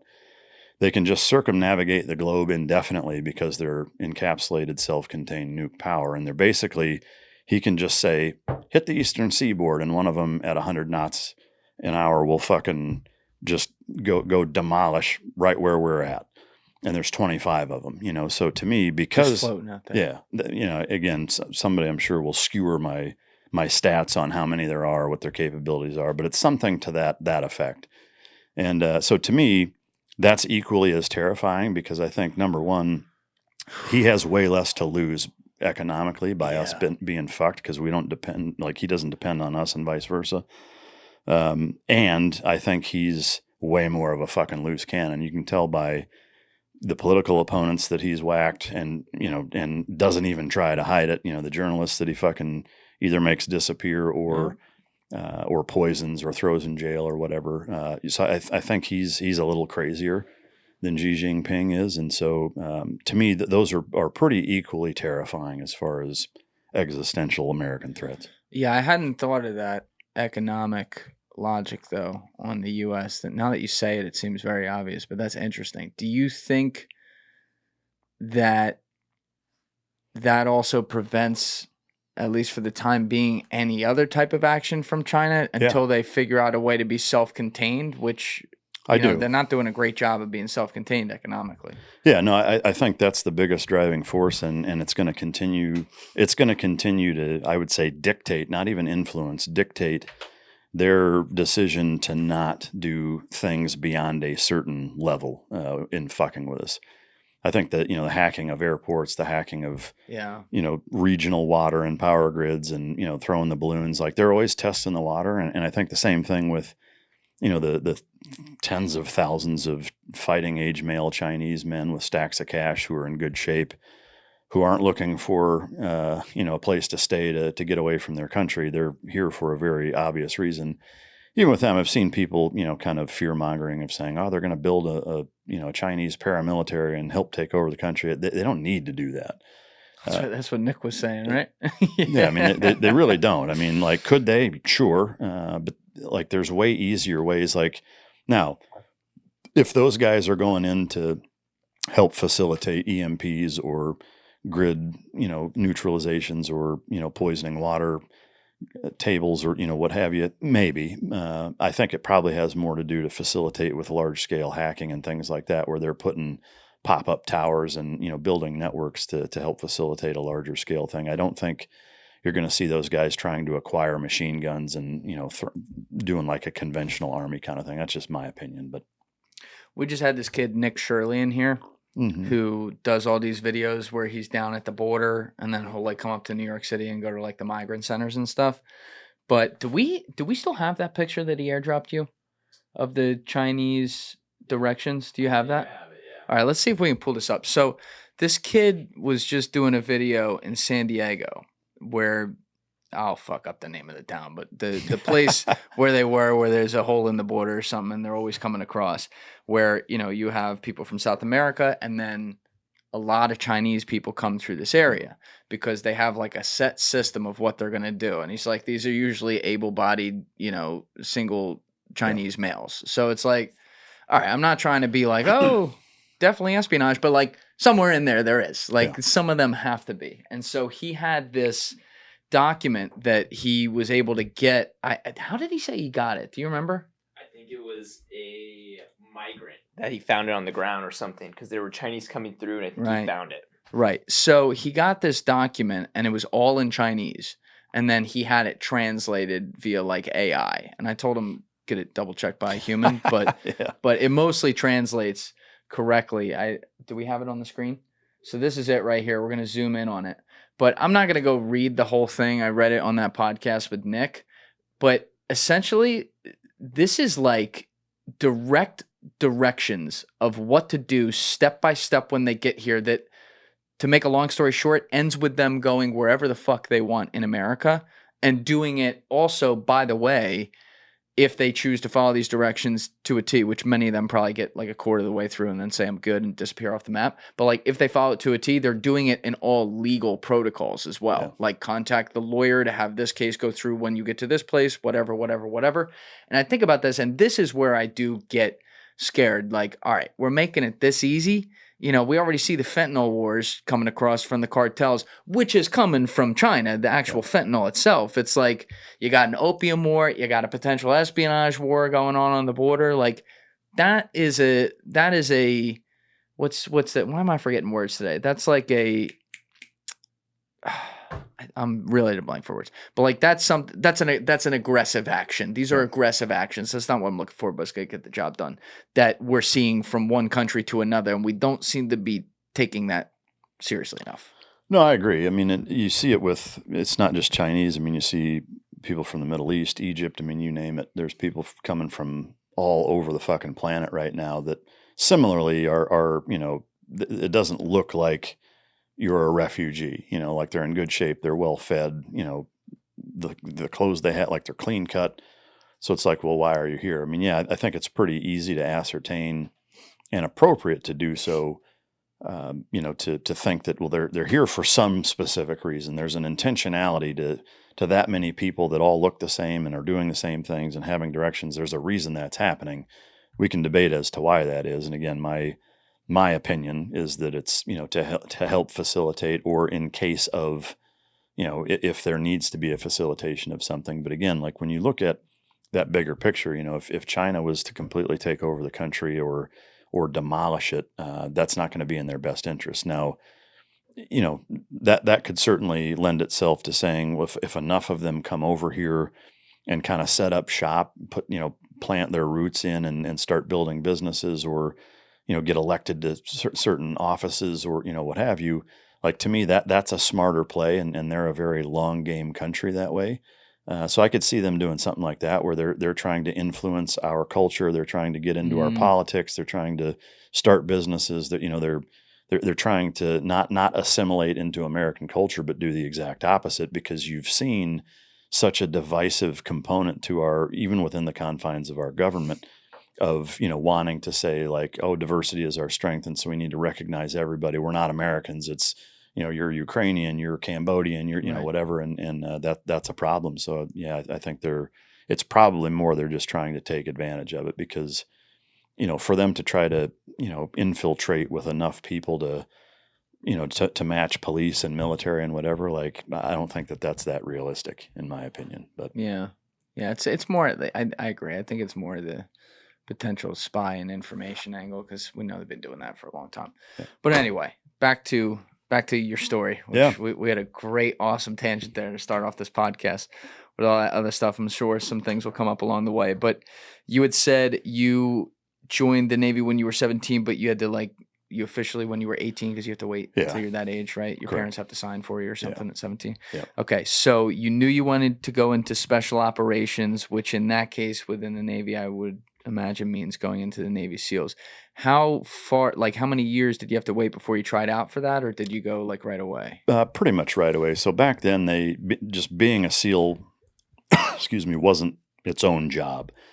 At that time, there was what they called SEAL source ratings, which I want to say there was maybe 15 or so of them that were regular jobs in the Navy, that the Navy kind of deemed that it had something to do with being in the SEAL teams, or doing that in the SEAL teams could lend itself to, having some impact or what have you. So I looked at the list, and the first thing I saw was corpsman, and I was like, I want to do that. And they're like, yeah, we already have too many of them. It's basically closed right now. Pick something else. And so I was like, intelligence specialist. That looks cool.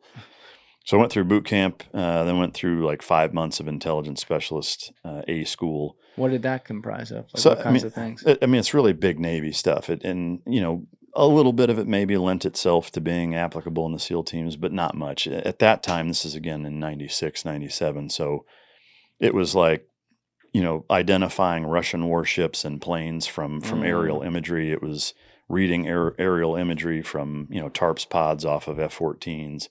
It was very kind of Cold War conventional carryover, big military intelligence gathering. So it wasn't anything super fancy or fucking Jason Bourne like. It was neat, but so yeah, it was 5 months. Probably the coolest part of it was actually in Virginia Beach. Little Creek is kind of the main Navy base in Virginia Beach, or in Norfolk. Dam Neck is this smaller base, which is where SEAL Team 6 is at, which is also where intelligence specialists and operational specialist A schools are at. So being there, the SEAL Team 6 compound was right there, and you would see Team 6 guys working out in the gym or swimming in the pool or running around the base, and you'd catch glimpses of them here and there, which was pretty motivating as a 18-year-old wanting to become a SEAL. It was cool to see the dudes at the pinnacle in all their fucking gear and whatever. So that was neat. Went straight to Buds after that, and started with Class 214. Made it all the way through to third phase. And 1 week before the last portion, which is San Clemente Island, which is like the last 5 weeks of training, I pinched my sciatic nerve really bad and then just failed everything. So I got rolled for that, came back with 215 and graduated with him. Wow. So you had to go through a lot of it. I had to go through all of third phase all over again. Whoa. Okay. So what age were you when you graduated? 20? 19. Oh, you're still not. Yeah. So you're a Navy SEAL at 19. No, so like once you graduate, at that time again, Naval Special Warfare didn't have its own air program. Now you do static line and free fall like right after you graduate BUDS. Back then, you only got free fall as like a good deal school as you were a little more advanced, and it was later on you'd go through Fort Benning's traditional static line jump school in the Army at Fort Benning, and so went straight through that. Then you go through, at that time it was called STT, SEAL Tactical Training. Now it's SQT, SEAL Qualification Training, which is about another 4.5 months. And then you go to your SEAL team. I went to SEAL Team 3, and you have a 6-month probationary period where basically you have to show up and not get in trouble and, kind of prove day in, day out that you're a hard charger and a fast learner and, mouth shut, eyes open, ears open, whatever. And that you're not a tool bag. And then towards the end of that, you have to go around to every department and kind of get signatures from the department heads, from, the Armory, from, first lieutenant, which is like boats and motors, and the air ops and, all the different kind of phases. And they have to basically say like, yeah, this guy isn't a total rim job. And then you go at this chief's board, which is, so you walk in, you're in uniform, and there's like 20 salty fucking older SEALs in there, and they can ask you anything, and they can keep you in there for 20 minutes. They can keep you in there for 5 hours. And so some of it is like, what's the cyclic rate of an M4? What's the safe blast distance on 4 pounds of fucking, PETN? What's the, packing procedure for, this parachute that we use for rubber ducks? What's the process for deflooding an outboard motor? Like, they ask you all these operational questions, and it's a lot, as a 19-year-old, like you kind of get force fed, by the fire hose, like all of this information of weapon systems, of demolition, of diving, of jumping, of, boats and motors, you name it. And you have to know your shit on all of it. And so they'll throw you some oddball questions, but then they'll throw you like some morality questions, like, hey, we're on deployment and your chief is married, but he's banging this fucking Thai hooker. Are you going to say anything about it? And like, or, this happens in combat and, there's a questionable fucking call, and, what are you going to do? How are you going to handle that or whatever? And so you've got to kind of navigate stuff like that. And again, they can ask you anything. I mean, they can ask you about your childhood, so sometimes that's one of those things where they're more than anything just getting a feel for what kind of fucking dude you are and how you handle getting fucked with, how you handle technical questions, pressure that way. Like, are you going to fold if they start dogpiling on you? Like it's more of kind of a psychological and social test than it is really asking questions. It's more kind of the vibe and how you're responding, how you're carrying yourself and that kind of stuff. And then usually if they like you, they'll fuck with you towards the end. Like the last question I got was pretty funny. It was, let's say, we're camping, just you and I, and, we're drinking one night, we're in the same tent, go to bed, we wake up the next morning and your ass is sore and you got a condom hanging out. And they're like, are you going to tell anybody? And I'm like sitting there like, what the fuck kind of question is this? And I'm looking around, I'm like, no, I'm probably not going to fucking say anything. And he goes, you want to go camping? So just dumb shit like that. But, usually they're only going to do that if they like you. And so then they're like, get the fuck out of here. And then this is at the end of that 6-month probationary period. End. So you've been through BUDS, you've been through jump training, you've been through SEAL qualification training, 6 months of probation at the SEAL team. That's the final, like, yay or nay. With the actual team you're going to be with, too. Right. And you chose to be with 3, or did they assign you there? Both. I actually requested Team 2 was my first choice, 8 was my second, and 3 was my third. 2 and 8 are on the East Coast, but yeah, I got. Where's SEAL Team 2? in Little Creek. No, but where do they usually deploy? Like, Well, don't they have segments of the world each one Not deploys? not anymore. So No? back then they did. SEAL Team 2 was Europe basically, and some cold weather stuff. Interesting. Team 8 was strike platoons. They'd go on carriers and do kind of like the fast response or quick response type stuff. Team 4 was all South America. Excuse me. On the West Coast, Team 1 was Pacific, jungle training. Team 3 was all CENTCOM, desert warfare. Team 5 was cold weather, Alaska, North South Korea. Kind of that whole contingent. So, and then you had the two SEAL delivery vehicle teams, which is all the mini sub stuff, and then SEAL Team 6 which is all Tier 1 anti-terrorism stuff. So, fast forward a few years, and they kind of redid everything to where now it's every team it's kind of same whore, different dress. There's no real difference between them, but I always forget the evens are on the East Coast, the odds are on the West, or other way around. Other way around. Yeah. Right. Okay. So odds are on the West Coast. 1, 3, 5, and 7 are West Coast. 2, 4, 8, and 10 are on the East Coast. 6 also, but it's not considered a regular Tier 3 SEAL team. It's a Tier 1 team. But why is that? As far as the tiers go, it's basically like it dictates funding and level of priority asset wise. So SEAL Team 6 doesn't do all of the same stuff that all the regular SEAL teams do.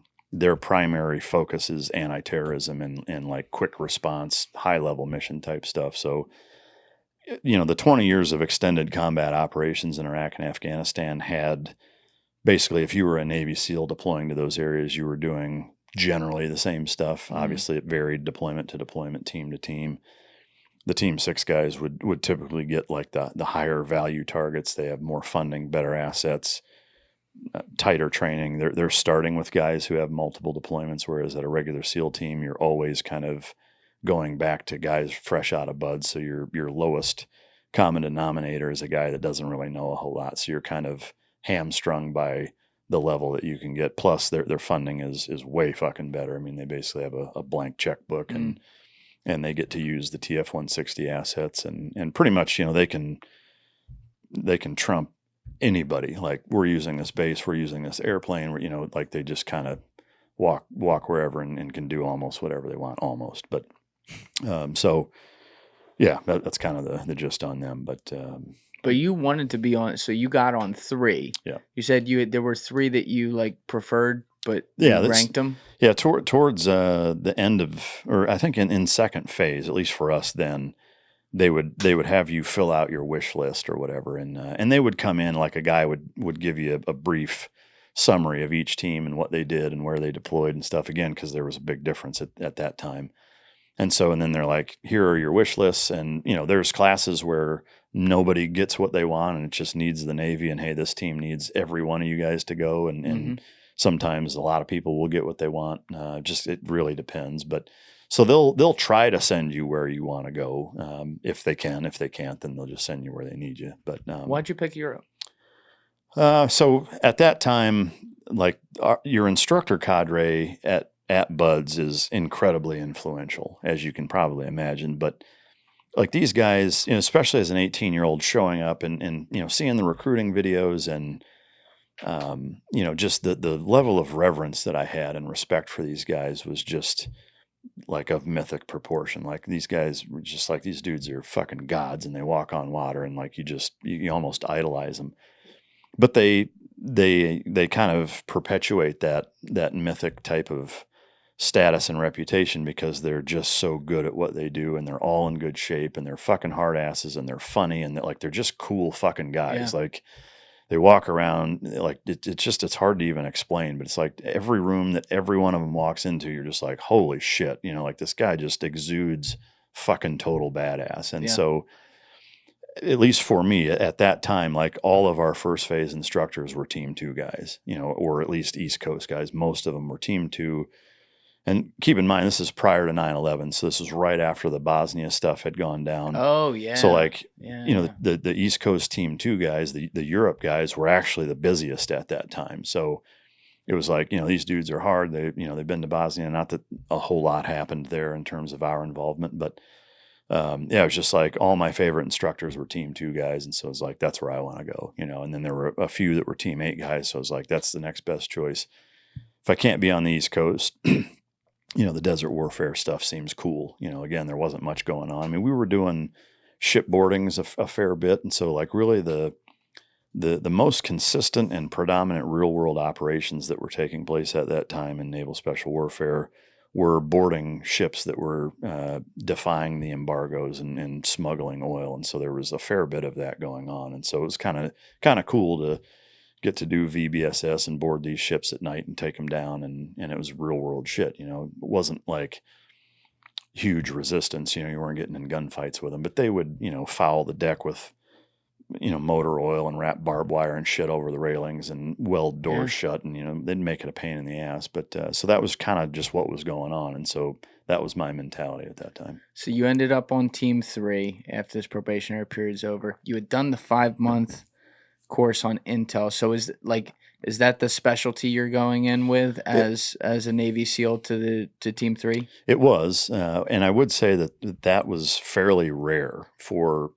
a fucking 20-year-old first platoon guy to be the intelligence rep. Usually it was a guy that had done multiple deployments that kind of knew how everything worked and, could go into the intel shop and knew the people in there and had done multiple deployments, knew how as a platoon intelligence rep, how you would gather intel for your platoon, where you would get it from because he's done multiple deployments and stuff. My OIC, so certainly not a credit to me. I think he was just like, there aren't many ISs. You're an IS. That makes sense. You're the fucking intel guy. Don't fuck it up. I was like, holy shit.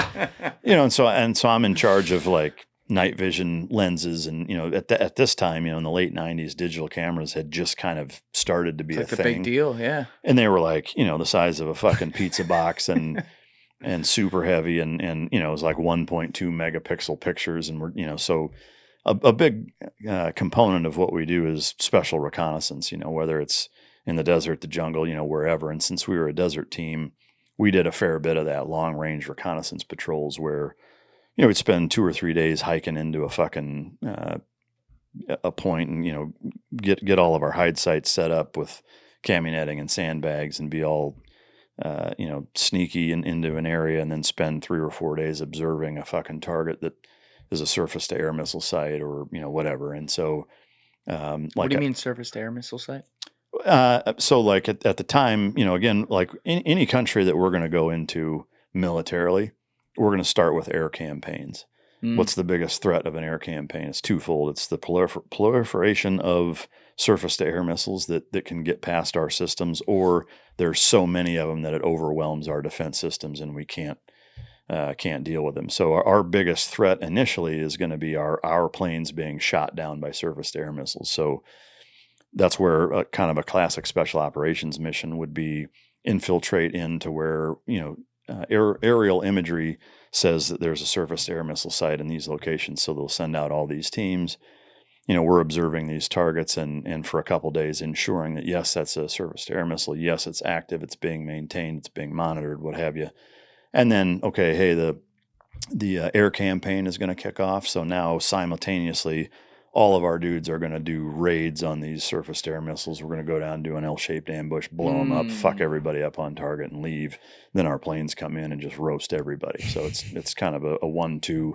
Like the 4th of July, baby. A 1-2 punch. So the other thing is GPS and communication jamming equipment now, which over the last 20 years has become a much bigger threat for our Air Force and our air campaigns, but we don't, have anything to do with trying to combat that. That's all signals intelligence and, E2C Hawkeyes jamming shit in the sky and things like that. But it's become a bigger threat, I assume, because other countries are just getting better technology. Yeah, and just the technological advances of everything. So now we're focusing more on GPS and traditional communication independent navigation and communication systems that aren't relying on that shit, that are either crypto, they're closed and it's one-to-one end-to-end kind of stuff, or using navigation systems that don't rely on satellites and GPS that can be jammed. So you were saying when you were coming in back, I guess in like 98 at this point, you're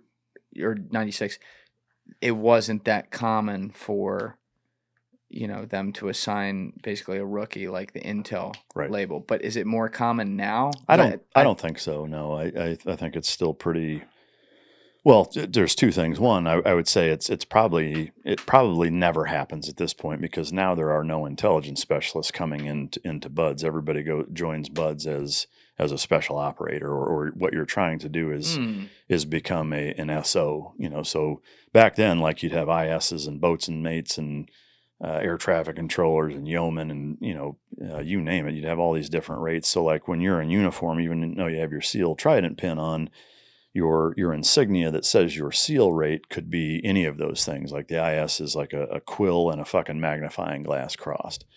Now it's basically the Trident without the eagle. It's like a flintlock, a Trident, and the anchor. It's just those three components is the insignia for SO or special operator. So now that there's not somebody with any intelligence training showing up, I can't imagine they would ever put a brand new guy as an intel department head. But yeah, I was trying to remember our mutual friend Remy Adeleke.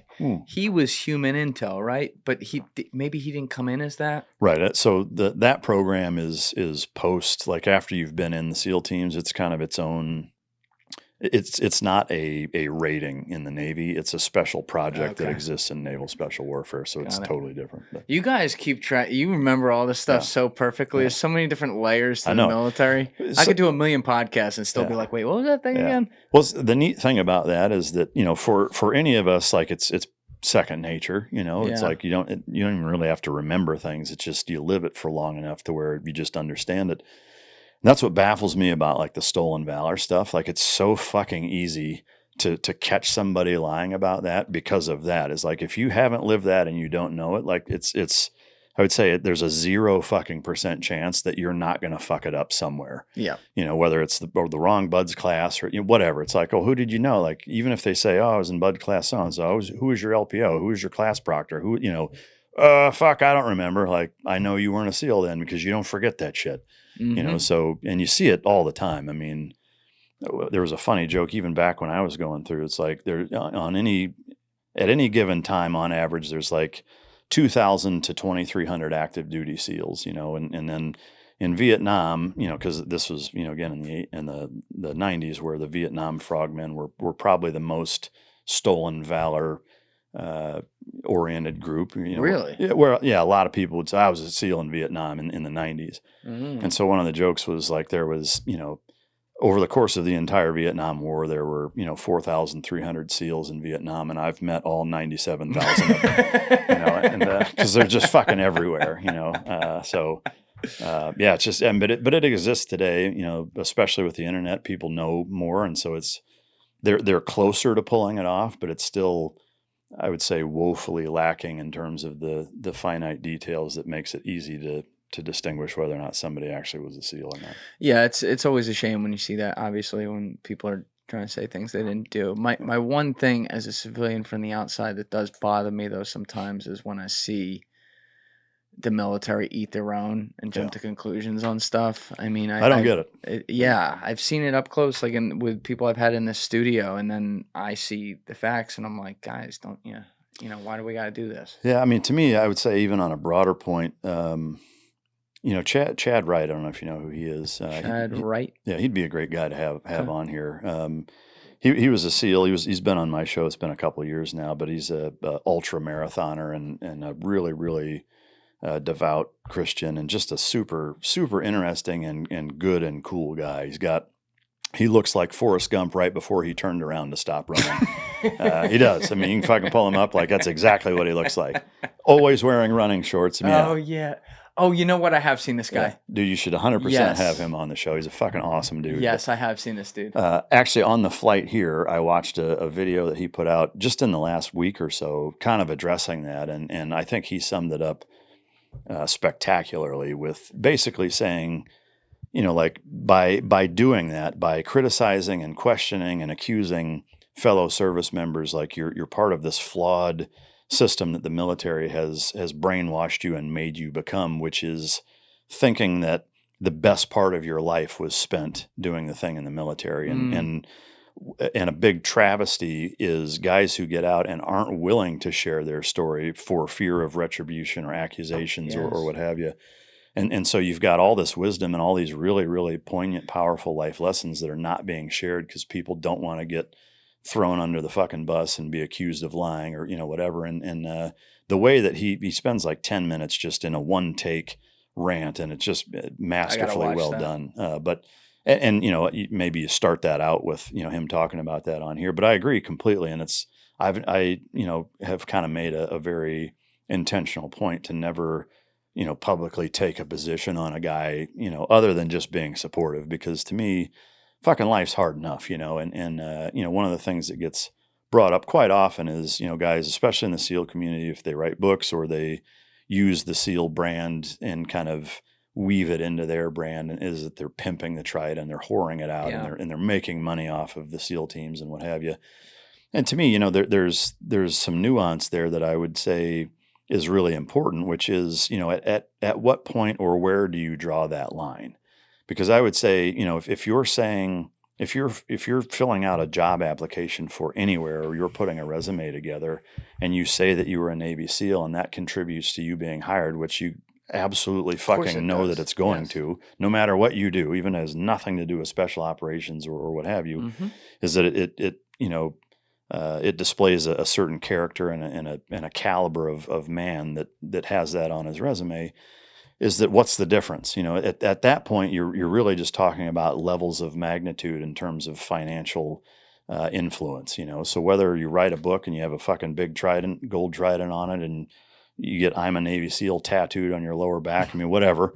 Which I don't know who the fuck would do that. I hope there's at least one guy. You gonna turn around and show us a tramp stamp with Navy SEAL trident on it? If you put something else in this mug, I might, and you give it long enough to set in, I just might show you all kinds of shit. But I agree with his point entirely, and I just think, A, life's hard enough. B, like, there's such a small group of dudes. C, you weren't fucking there. D, everybody has their own. I mean, you can get in a car accident, right? And the two people of what their experience was vastly fucking different. Yes. Even if there's traffic cams and dash cams, so to be like, this guy's full of shit, he's a fucking liar, and he fucking, like, I just, to me, it's like my first question would be why? Like, A, who made you the fucking gatekeeper of the community? Nobody. Like, nobody voted on making you the guy that's supposed to fact check people. And two, like, what's your angle with it? Like, what do you gain by doing it? And where's the motivation? To me, one of my favorite sayings, because the dog industry is pretty similar that way, where there's a lot of eat your own shit talking, clicky, fuck that guy, he doesn't know what he's doing. There's a lot of professional jealousy or hatred or what have you. And it just drives me nuts. And one of my favorite adages in reference to both of those situations is, blowing out somebody else's candle doesn't make yours shine any brighter. And to me, like, you could apply that to pretty much every aspect of life. It's like, there's enough out there for everybody. Like, Jocko or Goggins or Sean or me, or anybody being successful, there's not a finite amount of success that can be had. And by, trying to drag other dudes through the mud, one, you look like a 12-year-old fucking schoolgirl who's, gossiping about your friends. And two, like, it's not helping you out at all, So I just don't get it. Yeah. So a couple things there. Number one, as long as you're not lying about what you did, if you serve the country and have good lessons or examples to provide to other people from that, and you can do that through the work you do, and you can do that and make money doing that, being a best-selling author like you are, or having a podcast like you do, or things like that, I don't know why anyone has a problem with that. That blows my mind. Secondly, you make the point about how different people can experience the same thing in a different way, and then things can get twisted that way. Well, I don't remember it like that, or I don't remember it like that. That's why I think what guys like you and Sean are doing is so valuable, because essentially, and you have on different guests too, but you have on a lot of veterans, and you guys both have on a lot of veterans specifically from like the global war on terror era. And like we are getting an oral history of that era from people who were in the Marines, people who were in the infantry, people who were in the Army Rangers, people who were in the Navy SEAL, all these different people who had different roles in Afghanistan, Iraq, and the like. And like, I think that's so important and such a big service, because that way at least people can maybe put things together and see like, oh, it was different for these guys and from these guys. And then they may think, even like some veterans may think when they see this stuff like, oh, maybe I am jumping to conclusions on other people and I shouldn't be, talking about this. Well, yeah, and I agree. I think the one kind of tricky part there is, and I'm not saying it's okay to lie, but when one guy thinks that didn't happen, he's lying. Yeah. And I think that's where it's always justified, is like, well, I don't have a problem with him being successful. I have a problem with him lying about what he did or didn't do, or whatever. And so that's where the tricky part is. And so, for me at least, like, if I wasn't there, I'm not going to have a fucking opinion on it, period. Like, that's just the reality of it. And by there, I don't mean like I was in country at the same time, or it was our sister platoon and they were in this town. Like, if I wasn't on the fucking mission, you're not going to get an opinion from me on it in terms of what went down and whether or not it shook out the way somebody said or not, because it's not my fucking business, and it's not my story to tell. So, I don't understand why people spend so much time arguing and slinging mud at one another about it. It's pretty irritating. Yeah, hope to see it slow down. But anyway, we left off where you were getting in actually to Team 3. Yep. And coming into service. So you had mentioned this, but it was an interesting time because this is, I guess, like 4 years before 9/11, give or take. The only thing, so to speak, that had really been going down publicly was all the balkanization in Europe. And at the time, Al-Qaeda was kind of like this thing the intelligence community was tracking, but a lot of people weren't making a big deal out of it. And then in the late 90s, some attacks overseas happened. There was the embassy bombing, and then there were one or two others, and then I believe there was the USS Cole. Right. And was that your first mission, going to the Cole? Or did you do things before that? Yeah, I mean, that was my first, I would say, real taste of violent extremist terrorism and the impact that it had on the United States and the military. And that was in 2000, but October of 2000. And so, can you explain to people what that was for who sure. Don't know the history? Yeah, so one of our faults, I think, is that, and again, pre 9/11, I think it was a lot easier to understand why we were so complacent. Not that it's an excuse, but it's at least an understanding. I mean, whether, like, even take the Bud's base, like, there was no gate guard at night prior to 9/11. Like, anybody could just drive on the fucking Bud's compound base. There's nobody standing guard duty, which is weird to think of now. It's like it's impossible to even imagine now. Yeah. So like that is kind of a classic example. But another, I would say, equally ridiculous thing that we were doing is that within the confines of the military and the war machine that exists, you have USNS ships, which is United States Naval Ship. It's not a USS ship. So the USS are combative vessels. USNS ships are supply vessels, tankers, etc. And so both USNS ships and even USS ships would pull into ports all over the world for resupply. And so that's what happened in the Gulf of Aden in Yemen, is the USS Cole was pulling in for a resupply, which, again, like, thinking of that now, it's like, what? But yeah, you let, the Yemenese port of Aden, pull 2 fucking tugboats up next to the Cole and push it into a spot where they're going to unload pallets of food and water and fuel. And again, it's like, it's impossible to even think that was something that happened, but it did all over the world. And so, Al-Qaeda, being who they are and taking advantage of the things that they take advantage, saw that as an easy target. And so that's what they did. So they basically took a couple thousand pounds of explosives and laden this little tugboat, or what looked like a tugboat, and then replaced one of the tugboats, got up alongside it, started pushing it in, and then clacked themselves off and blew a fucking massive hole in the side of the ship and almost sunk it. It killed 19 U.S. Sailors. Damage control-wise, the mechanisms within the ship were competent enough and quick acting enough to shut different things down and make it to where the ship didn't sink. How did they do that? So, going back to World War II, even with torpedoes, like there are very specific protocols for taking on water at different points of the ship. And so they can close hatches and shut things down to compartmentalize it so that it doesn't just run through the entire boat. So that's the gist of it. It's called damage control, which there's an actual job called D-Seaman, which that's their entire fucking job is to mitigate damage and control it on a ship for instances like that. So they were Johnny on the spot, got it all under control. Now it was like half sunk and listing to one side real heavy, but it didn't sink. And so the goal was for Al-Qaeda was to sink it entirely. So the fact that they didn't sink it pissed them off. And then so they kind of vowed, even the Marban open radios were threatening, saying, the ship is not leaving the harbor. We will fucking sink it. After they bombed it. Right. And so we had just gone from Australia to Bahrain. So we're sitting in Bahrain waiting to do a bunch of exercises and desert warfare training. That happens. So we jump on the USS Tarawa and haul ass down there. How fast were you able to get there? It took like a day and a half, I think. Not super far, but the Tarawa is a big amphibious ship. It doesn't go terribly fast. And maybe even a couple days. I'm not even sure. But so we get down there, and then so for 63 days straight, our tasking is from sundown to sunup. We're going to be in 2 different boats that are circling the ship, and then we're going to have a 60 gunner, a law gunner, a sniper, and a comms unit, and a couple other guys that are just armed with regular M4s on the ship, maintaining a security presence and not allowing them to come finish sinking it.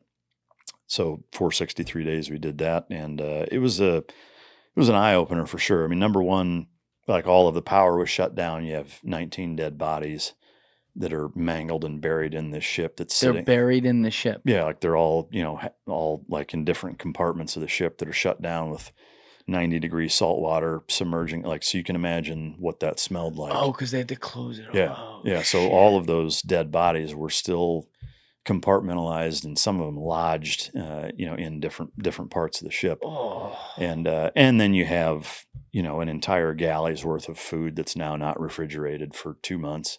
Wait, so for 63 days they had that? There wasn't a way to No. I mean, like at that point, so what we were waiting on was a floating dry dock, which was, I think, called the Marlin Spike, came all the way from Mississippi. It had to get, and then we had to drag as a country, we had to get the coal out into international waters, get it loaded up onto this floating dry dock, and then send it back to Mississippi and have it completely redone, and which it did, and then ended up, now it's back in the fleet and deploying again. But and that's where they take the bodies out in Mississippi. Yeah, yep. So yeah, for that 2-month period, it was pretty dicey, and there were a few different instances where they would kind of test the waters and try to infiltrate our circle of trust, if you will, and like on a tugboat, or no, like on little motorboats. They'd come in, or even like these little dong miniature fucking ships that they would try to sail in or whatever. They're just poking and trying to see if they could get past. And we never ended up opening up on anybody. There were a few times where we came real close, but if they came anywhere near our kind of invisible fence, if you will, we would haul ass out there and draw down on them and what have you. But where were you usually sitting again? I was on one of the little boats that was floating around in the water that whole time. How close to the boat to the coal? I mean, we would be right up alongside it and all the way to probably 350, 400 yards outside of it. And how many guys did you say it was again from the SEALs doing this? 16. 16 total. So you'd have probably 10 of them on the ship, and then 3 in each boat with our special boat unit guys driving the boat, and a guy on either a 50 cal or a Mark 19 grenade launcher. And doing it in shifts because you're doing it 24/7, or sundown to sunup, and so just one long shift, like we were. Oh, so you weren't worried about it overnight? No, we were. I'm sorry, from sundown to sunup. Did I get that wrong? Yeah. So, so during the day, the Marines did that. So got it. Okay. Daylight, the Marines had it. Nighttime, we had it. And so, yeah, we would, at dusk, we would head that way. We take over the watch. Sun comes up, they relieve us. We go back out to the boat. So yeah, 7 days a week, 63 days straight, we did that. And then they finally got it out to the Marlin Spike and got it loaded up. There was one instance on the way while it was being tugged out to sea, a small other boat was hauling ass straight towards it, and we thought that they were going to try to do one last ditch effort thing, and it ended up being a Yemeni patrol boat that we boarded and almost shot everybody on it, like because they were military guys, or there were a few military guys. But you weren't sure? Well, I mean, it's just like they're in military uniforms, they have weapons, and so we take over the tug and flood it and then taking it down, and these guys are all just like, holy shit.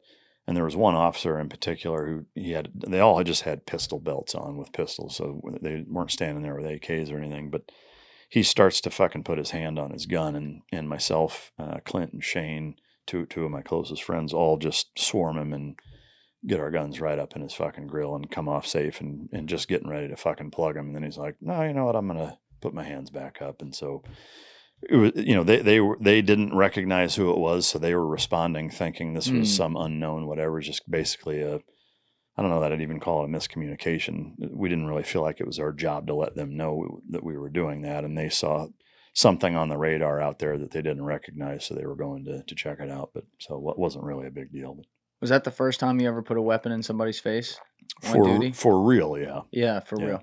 Oh, well, I say I did it a number of times in the water prior to that. Boats that would come up, we would draw down on them and stuff, but nothing ever happened. Did it jack your adrenaline, though? Yeah, I mean, a little bit. The one, I wouldn't say nice thing, the thing about training to a certain level of conditioning is that it becomes like a conditioned response, really. And so, yes, the adrenaline is there, but it's kind of graduated and it does level off a fair bit. It's not like the first time you jump out of an airplane or, whatever. It's not as crazy just because you're kind of so used to doing that stuff. Still there, just not. Yeah. And during those 63 days, you have the 19 guys who perished who are still, their bodies are stuck in there. But then you had a whole ship. I would imagine the whole crew was still there, no? Yeah. Yep. How many guys, approximately? A couple hundred. So, I mean, what was their vibe after that? Just like shell shock? Yeah. Yeah. And, it was weird because the first couple nights we were there, we actually stayed on the ship.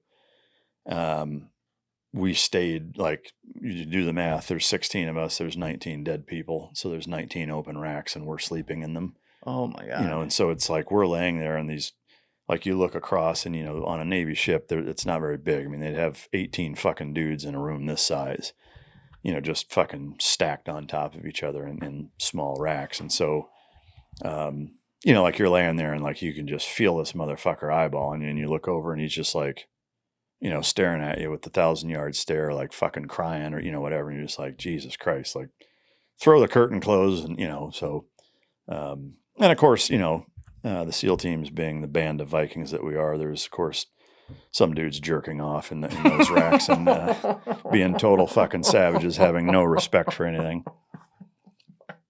But so yeah, that's the fucking Navy. I guess you weren't one of them. I was not one of them. Okay, I mean, I would tell you if I was, but it was my first deployment. I'm fucking 21 years old. I mean, it was impactful. Like to me, that was the last thing on my mind. But, yeah. But we had some dirty bastards that were a little older and just didn't give a shit. I guess so. Did you like?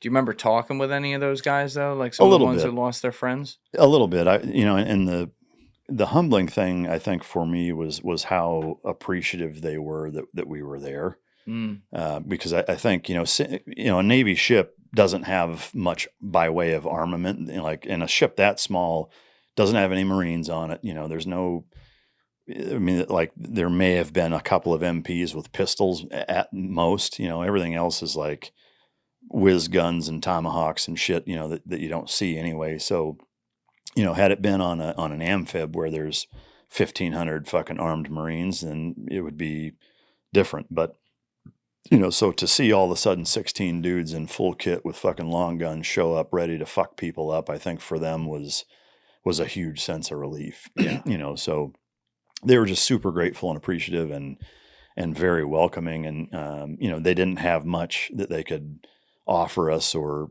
help us out, but they did. It's like anything we can do to help. We don't have much, but whatever. And so that was kind of a neat thing that you're. It's always that way in the military and training. Like you're all on the same team, and it's a very uniting experience when you're going through the different trials and tribulations of training that are tough and whatever. But now when it's real and there's dead bodies around and stuff, it's just different, you know. Oh, And yeah. so that like it was kind of just a reassuring, very uniting experience interacting with those guys. And this is the Cole was, what did you say, October 2000? Mhm. Is that what it was? Okay. So you guys were the desert team. You had obviously been in that now for a couple of years. How much before the Cole did you know about / were like really read in on behind the scenes on Al Qaeda? Very little. You know, as an intel guy, I was at least familiar with them. I would say most of the platoon guys probably, you know, if they had heard of them, they'd heard of them, and that was it. You know, had very, very little concept as to who they were, what they were trying to accomplish, and you know, they knew that they existed, knew that they had bombed a couple embassies in Kenya and Tanzania a couple of years ago, but that was really about it. You know, so Were you guys focused more on like countries and governments at the time? sort of. I mean, for us, you know, strangely enough, or maybe not strangely enough, after explaining it, you know, at that time, especially because the SEAL teams were so AO oriented areas of operational expertise, et cetera, you know, because it's like we're focused on the Middle East. Well, what's going on in the Middle East? Oil embargo, smuggling. So that was our focus. You know, now if you were to talk to the Team 1 guys, what are you guys doing? Well, we're going down to South America doing counter narcotic stuff against Colombia, you know, cartels and whatever. That's what they're focused on. So if it's not directly involved in what's going on there, like you don't really need to know. And so you're not going to really waste any bandwidth worrying about it or even learning about it. So you want to be as good as you can at whatever it is in the front sight focus of what you're focused on. And that's kind of the deal. Now, on September 12th, that all changed. You know, Right. Now every fucking dude is buying, you know, any book they can and, you know, reading anything that they can, you know, open source, even on the TSSCI side of, you know, pulling intelligence on these groups. Now it's a whole different fucking ball game. And if you think of Al Qaeda as kind of the hub, you're looking at any fucking thing that can spiderweb back to them, to include in the Pacific, specifically the Philippines. You had the Moral Islamic Liberation Front, which ironically is MILF. which they don't know that, which I find fucking hilarious. And then the Abu Sayyaf group, who is more prominent in the southern third of the country down in Mindanao, and they were basically an Al Qaeda affiliate or sympathizer, and were running a lot of you know, Islamic extremist terrorist operations against the Philippine government and going back and forth from Indonesia, which is a pretty big hotbed. And so, yeah, like as soon as that happened, now we're putting all those pieces together. And But you said September 12th right there. You're referring to September 11th, obviously. Right. But for you, though, and your guys who got there in October 2000 and you 63 days looking at the remains of what Al Qaeda just did, were you guys... For sure more focused on them, but not from a spiderweb standpoint, because it was specific to Yemen. You know, again, it's almost impossible or at a minimum very difficult to even try to put yourself in a mindset where your only understanding of Al Qaeda is bombing one fucking USS ship in one country one time. You know, so if you can try to imagine that's the only thing you know, then you're going to focus on Yemen. You're going to focus on Al Qaeda, but Al Qaeda Arabian Peninsula, or AQAP, versus Al Qaeda in even in Afghanistan is a big difference, you know. And post 9/11, it became an even bigger difference. It was almost like, I mean, it's like you're under the same franchise, but two totally different goals. You know, it's like, yes, on paper, our methodology and our ideology is essentially the same, but what we're trying to accomplish and where we're doing it is vastly different. So, yes, like the spotlight was a lot brighter on Al Qaeda, but it was more specific to, okay, well, the Cole got bombed in Yemen. What are they doing in Yemen? You know, and so yes, there is they're also operating out of Afghanistan.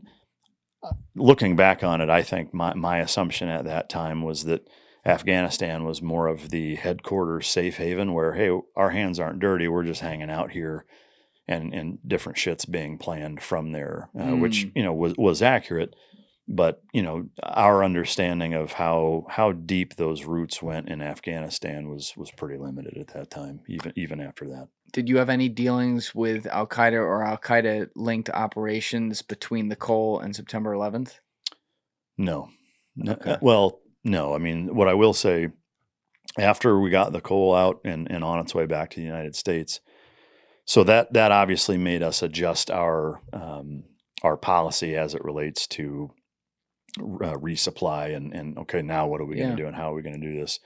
So they basically shut everything down worldwide, and they made one port. They kind of looked at logistically, where can we put one spot that's going to be the most conveniently located given all of the things that we have going on, and it was Dubai, or actually Jebel Ali, which is by Dubai in UAE. So that was now going to be the one spot that USNS and USS ships actually, and they were smart about it. So they said, okay, USS ships are not going in port anywhere. USNS ships will go into these ports. They will get all of the supplies, and then they'll go do an underway replenishment with the USS ships out at sea, out in international waters. So you're never putting USS ships in there. There's no combatives, no active duty military personnel whatsoever. All of the USNS ships are merchant marines. They're civilians, not that their lives aren't important, but from a juiciness of target standpoint, they're nowhere near as valuable as, an active duty fucking sailor or marine. So our job was then to go, we stayed in Dubai for like 5 weeks. Of course, it was during Ramadan when everything's fucking closed, which is probably better for us, honestly, if we're being honest. But no good food stands open? Yeah, nothing was open. But so Jebel Ali is where the port is. We're staying in Dubai. So we're going back and forth. Every time a USNS ship comes into port, we go in ahead of time. We sweep the entire warehouse. Wow. We scuba dive and dive under the tugboats and vet them. We've got sniper overwatch on the tallest tower there. We're in civilian clothes, relaxed grooming standards, concealed weapons, bullshit names or stories, basically, while we were there. So it was a neat kind of taste of that, like, oh, it's a little more shadowy, more unconventional kind of special operations type of mission, because it was, a little more secretive, and what we were doing was fucking important, So we stayed there for, like I said, about 6 weeks. While we were doing that, they were setting up basically like a TDY, or like a temporary duty station billeting, where they would send a contingent of EOD guys and supply clerks and set up kind of a more permanent shop. We did it as kind of a Band-Aid until they could backfill and get an actual shop set up. So, we would work every other day or so, and it was busy, but it was cool to be a part of that. And then that was kind of the gist of it. So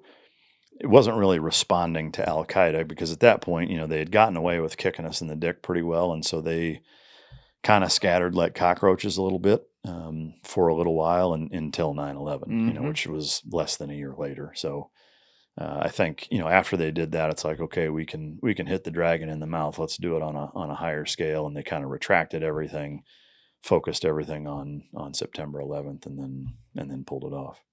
Where were you on September 11th? So I was being on the West Coast, and it was fairly early. While I was getting ready, I was at SEAL Team 3 in a platoon. It was between my first and second platoon. And I remember seeing it on the news, the first plane hitting, and it actually, there was no video. It was just like, oh, a small plane ran into the tower, and it was like, yeah, that's fucking dumb. That sucks, whatever. I get in my car. I'm halfway to work on Interstate 5, going down to San Diego. I was living in La Jolla at the time. And then all of a sudden over the radio, it's like, interrupts, and it's like a second plane just hit the other tower, and we're under attack. And I was just like, holy fuck. So I kept going to work. By the time I got there, they had every gate shut down. They were basically every motherfucker that was coming through the gate, pulling them out of the car, going through their car like it was a full narcotics traffic stop. And so it took like 4 hours to get on base for most people. Oh, you're just in like the traffic stop. Yeah. Wow. Yeah. This whole time. Yeah.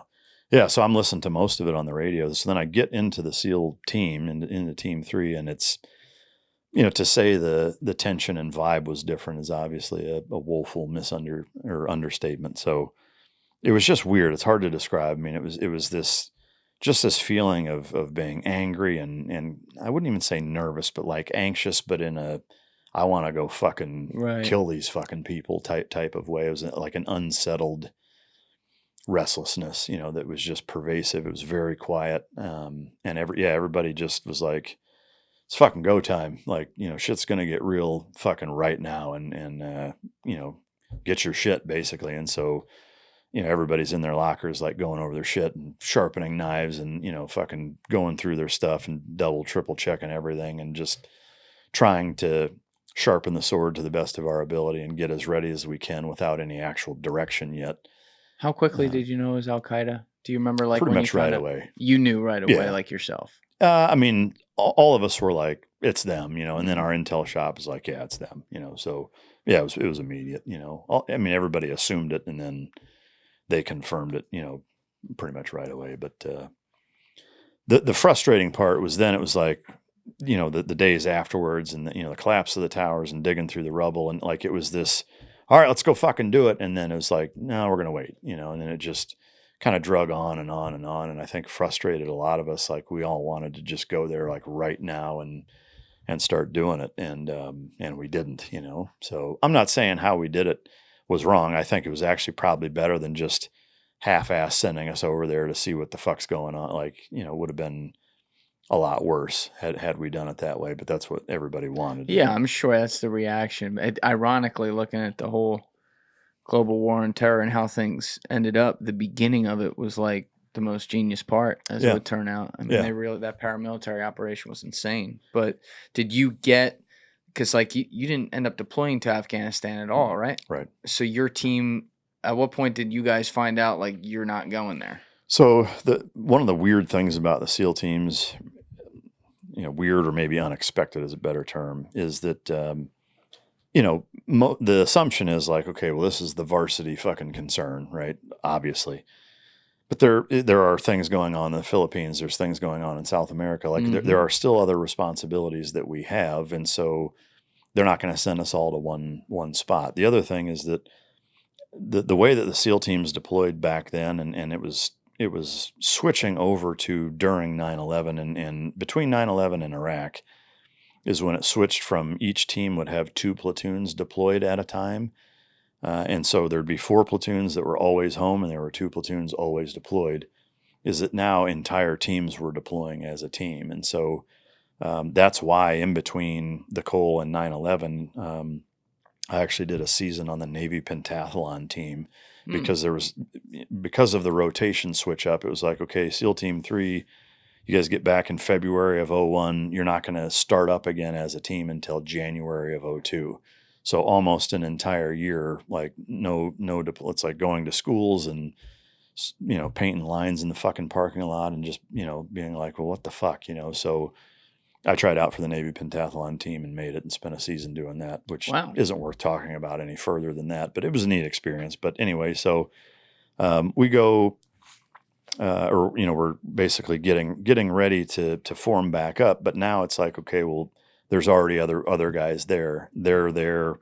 This team's going to go here. It's basically the Commodore is doing this shell game of who am I sending where, and doesn't have anything to do with who's the best team or platoon or whatever, because they're all pretty equally competent. Some are a little better than others, but it's pretty nuanced. And so, it's like, okay, well, we have this responsibility here in the Philippines. We have this responsibility in Colombia. We have these responsibilities in Afghanistan. Okay, well, now Iraq's picking up, so there were a couple platoons from Team 3 that went to Afghanistan relatively soon afterwards. I just wasn't in one of them. So that's kind of how it shook out. And then as the rotation started, okay, well, now we're starting our workup. Now we have a little over a year of a training cycle before we're even kind of certified to deploy. So from September 11th till January 1st of 02, that period, we're just waiting to start our workup cycle in January, and then had to wait until the following year to actually deploy. So whoa! So you were chilling all the way to like the Iraq War. Sort of. I did do a 6-month. I wouldn't call it a deployment, but it was a 6-month trip to Jordan right after 9/11. I went in October of 2001, And normally we would do this October exercise every year, and in most cases, up until that point, it was really small. It was just a handful of dudes. We'd go work with the Jordanian Special Forces and SEALs, do a few training missions or exercises together, and call it a day. Well, now 9/11 just happened, and so now they're like, well, we want to beef that up and send a big fucking group of you guys over that can kind of act as a quick reaction force or a jump off point if we need. We can send you into Afghanistan from Jordan a lot easier than from here. So we kind of went over there with the understanding and even maybe expectation that we might end up going to Afghanistan. Obviously we didn't, but we did this, exercise with the Jordanians for about a month and a half. And then I came home, jumped into the platoon, did about 10 months of a workup, and then deployed. Now, so keep in mind, as we were getting ready to leave, in them moving the chess pieces around, SEAL Team 3 Gulf and Echo Platoon, you guys are going to go to Guam and do our Southeast Asia deployment, which, of course, we were like, are you fucking kidding me? So we were all pissed, but we go to Guam, and we'd been there about a month, and then the whispers of Iraq heating up started to be told, and so SEAL Team 5 ends up coming, and basically they're just like, you guys are going to Iraq, spray paint your shit tan, you're not going to the jungle, you're not going to Thailand, the Philippines, we're going to Iraq. We did spend some time in the Philippines, did some Operation Enduring Freedom training with the Filipino SEALs who were going and fighting the MILF and the Abu Sayyaf group. You did training or an operation? Training with them. Okay, their president at that time wouldn't allow U.S. forces to actually carry on or conduct operational missions. They would only let us basically get them right up to the point where they were inserting, training them, helping them, equipping them, what have you. Well, what we told them about. I mean, I'll tell you straight. I'd love to tell you we got some, we didn't. We helped train them, and that was it. But so we did a little bit of that, and then Team 5 came over, and that was the most awkward turd in the punch bowl turnover party ever, because they were supposed to go to Iraq, and they were like, no, Team 3 still has enough time on their deployment to where you guys go to Guam and backfill them. We're sending them over. And they were like, you motherfuckers. Fuck you. Yeah, I mean, like we almost got in fights during the turnover party, and it was fucking horrible. But so we go through Thailand, end up in Kuwait, and then spent the next couple of months getting ready to go into Iraq. And our first mission was the largest single special operations mission in U.S. history, and still is to this day, where we utilized the entire SEAL Team 3 on one mission, which was to take down the gas and oil platforms.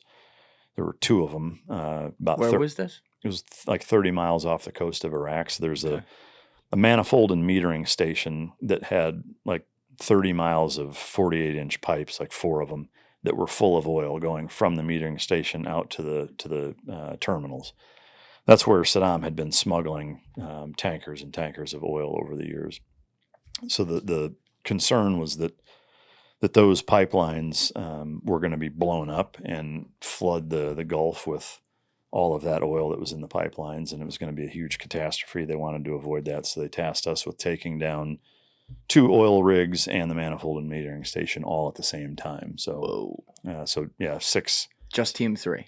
Yeah. Every platoon at Team 3, we all did it at the exact same time and took it all down. And how big is this? It's like 1,600 yards long, 16 football fields. How many people were guarding it? About 30. 16 of you on 30 coming in from the water.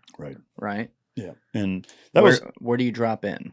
So we came up alongside via boat. We had rehearsed, and we spent like a month, 6 weeks even, staked out, like made a replica the same size of the oil platform, and oh wow, and ran it just over and over and over. For me, that was one time where the amount of responsibility, and at that time, now I'm 23, still young, but I'm the intel rep that's getting intelligence from the Army, from NSA, from CIA, from DIA, from Air Force, you name it, and trying to corroborate all these different intelligence sources about what we're going to face when we go on board there. And at one point, there was several reports that were all pretty corroborated or consistent that there was over 100 troops on board this oil platform, and that they had explosives on every pipe, every 48-inch pipe, and they were going to blow it as soon as we got on board, and it was just going to be this huge fucking massacre. And we, at that point, it's like this is what I'm hearing, and so I'm having to relay this to our guys, and we had one guy that was like, at what point do we say we're not doing this? And everybody's just like, never. Like, it's not up to us. Like, we're going if they tell us to go, even under these circumstances. And he ended up quitting, which I talked about on Sean's show at depth or in depth. But anyway, so as it would turn out, there was about 30 or so. There were a couple of Navy divers, Iraqi Navy divers. There were some Iraqi Republican Guard guys, some Saddam Fedayeen guys, which is like his mafia, his group of hitmen or whatever, and then a handful of workers. And they did have explosives. They weren't rigged. And the only reason we interrogated them afterwards, and the reason why they didn't blow it when we got on board, is because they had nowhere to go, and they're like, we're not going to kill ourselves. Oh, so you didn't kill everyone before coming on board? You didn't snipe them? No. In fact, we managed to get on board and captured all of them without killing any of them. You captured all 16, you captured all 30, didn't kill any of them? Right, yeah.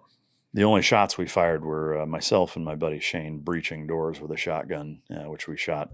What, they just white towel it? Like, what? No, I mean, it wasn't even that. It was that we managed to get on board fast enough to where, most of them were sleeping. There were a couple that were awake that we just took them completely off guard. And there was basically zero resistance or almost none. And at that point, by the time we got on board and swept through and caught most of them sleeping, like, they were fucking terrified. I mean, there were guys crying and pissing and shitting themselves, and they were fucking terrified. Most of them. There were a few of them that were pissed, and were eyeballing us, like we were the devil and whatever. But we just got the jump on them, and we had practiced diving and coming up completely stealthy. We had practiced fast roping on from the top, and for us it was like the fastest way we can do it without giving the fact away that we're coming to do it, i.e. via helicopter, is to get on the little 10-meter ribs, the rigid hold inflatable boats, and just haul ass up alongside and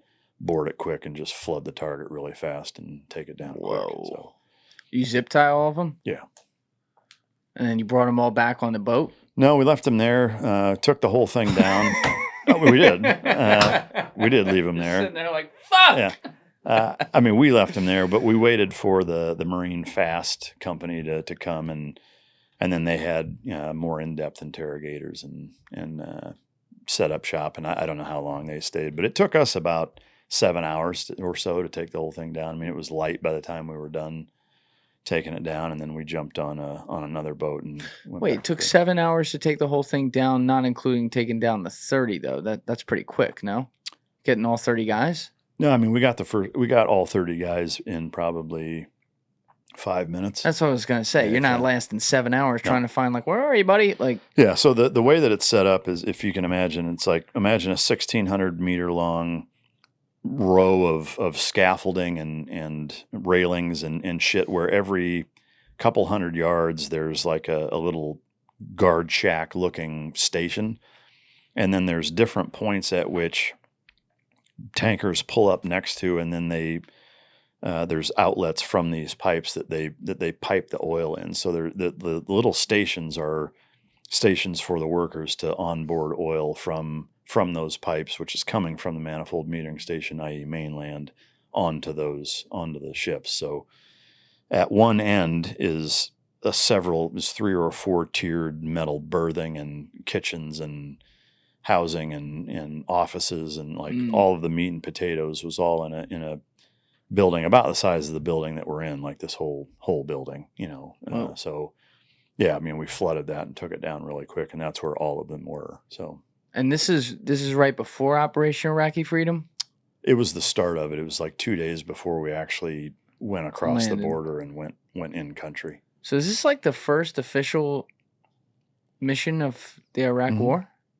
Yeah, we for sure kicked it off. Yeah, it was the first thing, so, which was kind of neat to be a part of. Okay, now you then took part in the actual going across the border then too. So how'd that go down? So we went back to the Kuwaiti Naval Base, which is where we launched from, and then we ran up to Ali Asalim Air Force Base and loaded all of our shit up. We stole a green Air Force Humvee and hand painted it tan. To the best of our abilities, just loaded down 4 Humvees with, we hung body armor in the doors. Like none of them were armored with bulletproof anything. Put rockets and ammo and MREs and water and just fucking gypsy wagoned it up across the border into Nasiriyah. The Marines had gotten to Nasiriyah, and that was the first significant resistance that they had encountered, where they were really taking heavies. They had established a main supply route through Nasiriyah, and then it was eventually going to go up into Baghdad. But that's Nasiriyah at that time, which is in the southern part of the country, was kind of where the front lines were. Because I don't know if you remember, how old were you in 2003? 9, so probably not. The way it was supposed to work was half of our forces were coming up through Kuwait, and the other half were coming through the Med, and we're going to come down through Turkey. They're going to meet in Baghdad, north-south sandwich Baghdad. Well, at the last minute, Turkey said, no, you can't use our country, go fuck yourself. And so we're just going to go south to north and sweep all the way through the country. And we used half of our forces that we had originally planned. And so we were on that southern front anyway. So at that time, Nasiriyah was kind of the front lines, if you will. So we haul ass up there, and then we stayed put for a few weeks running counter ambush operations, basically, where that was really cool because you had kind of the nicety or the flexibility of the Wild West of there's no forward operating bases. Like it's just a fucking free for all, so there weren't many rules. But we also, we had just, basically the Marines, 15th MU set up, like they just built this berm complex, and we just threw tents up and stayed in a berm. They posted guys at each corner, and so we were running operations out of there, and we would just go get our own intelligence. We would kidnap dudes, or like you could tell, like we're getting ready to go across this bridge. One of their tactics was they would have 2 or 3 vehicles and pop all the hoods like they're having car trouble or whatever, and wait for you to stop, and then they would fucking ambush you or whatever. And so as soon as we saw that, we flanked them and went, forward back, and all got out and swooped them. Take them hostage, kidnap them, throw them in our vehicles, and take them back to base and interrogate them. And then we would use that intelligence that we would get right on the spot to then go find caches or go, fuck shit up or whatever. So how much are you guys making decisions for yourself as to what to do in the field versus like 100%? 100%. Yeah. I mean, it's basically, so you're not calling base like, oh, there's none of that whatsoever. And that's what was cool about it, is it reminded me of all the stories in books that I had read on Vietnam, of when it's basically like, hey, some commander is like, okay, here is my sector. SEALs, this is your fucking grid coordinate. You stay in there, you go do whatever the fuck you want. And they would just go out, and patrol, trying to find shit, you get shot at, or they'd do recon by fire. I mean, they would do whatever they want. They'd just go ambush people. They would kidnap people. They would source and gather their intelligence however the fuck they wanted, and then they would act on it however they wanted. So you're really only developing your concept of operations for your immediate boss, who usually is going to be one of your guys, and is like, Yep. Just let me know if you need anything, and so it was awesome. So, we would hit train stations, we'd blow up, weapons caches, we would, mix it up a little bit here and there. At that time, the resistance, I wouldn't say is insignificant, but it was very tempered in that they didn't really know what to expect. So as soon as they saw us coming, like they might flood into an apartment complex, again, similar to here, and get in different windows and shoot a little bit. As soon as like we would start shooting back or sending grenades through windows or blowing vehicles up out in front or whatever, then they would just be like, fuck this, And at that time, it was the first time that UAVs were being used, handheld UAVs. And so we had a UAV operator with us, and it was fucking awesome because, so he's got this little screen, and we're in a Humvee, he's in the fucking moon roof, and just launches it while we're driving, and it goes up. It's like 200 feet above, maybe 300 or 400 yards up in front of us. And now it's like, dude, we have the fucking playbook. We've got the eye in the sky. Like we see that vantage point 300 yards ahead of everywhere we're going. So you're seeing dudes setting up and behind corners, like you can see everything. And obviously that's a huge advantage. But what was funny is that, a UAV that'll fit on this table at 200 feet in the sky looks like a fucking jet a mile up. And so they thought like they were about to get bombed. And so they'd start shooting at it and fucking running, like diving behind vehicles and they thought the world was ending, thinking like, oh, that's the first jet of like 10 of them that are coming to just bomb the shit out of us, not knowing that it's just a tiny little camera that's 200 feet above them. So they caught on fairly quick, as you can imagine. But even still, like they would try to shoot it down and usually couldn't. And so that helped us a lot. So, we kind of had to jump on everybody and utilize that for that several weeks. Were you around like other units from the military at this point? Or is it you guys pretty much all out on your own? So in that area in Nazareth, and again, it was only for a few weeks. But can we pull that up on the map, Alessi, if you don't mind? Nazareth. So we had the 1st Marine Division and the 15th Marine Expeditionary Unit was who we were with, but they were running supplies. They may have been doing more combat operations than I'm familiar with, and I just didn't know. To my knowledge, we were kind of the only show in town in terms of really going out and trying to fuck people up.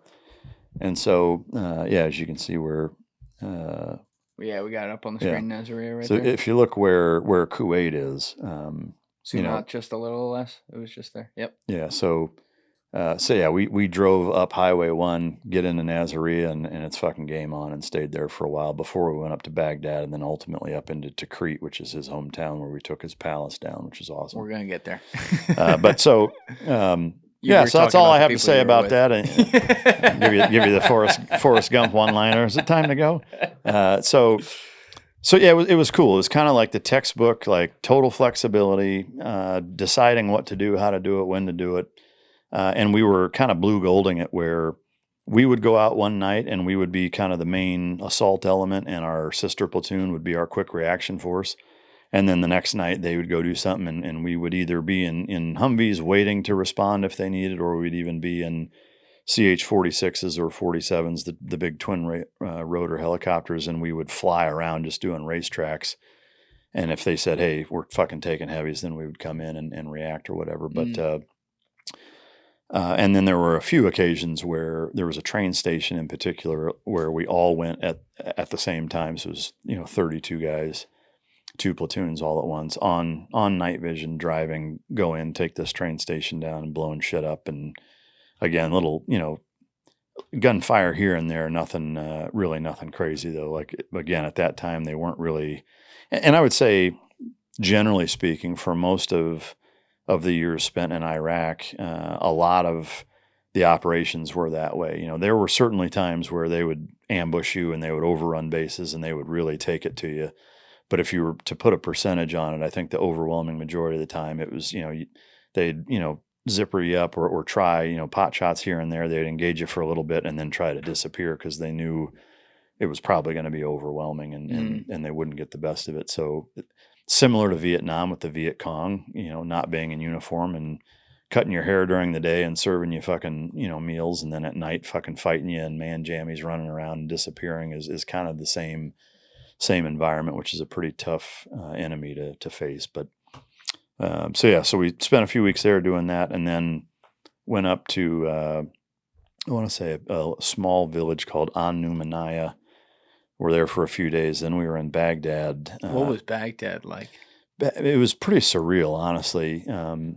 I remember being in this soccer stadium, and it was reminiscent of hearing about Somalia, where they kind of all mustered on a soccer stadium field, and it's like the whole world was burning around them. It was kind of similar to that, where, I think for me, it was like that's where it really kind of first hit me. We'd been in country for weeks, and it was the first time where I was like, holy fuck, like, look at what's going on around us. It's like there's all the, there's fucking tanks and army units and SEALs and fucking helicopters and all this activity. It was like a scene out of a movie, and it was like the first time where it really felt like that,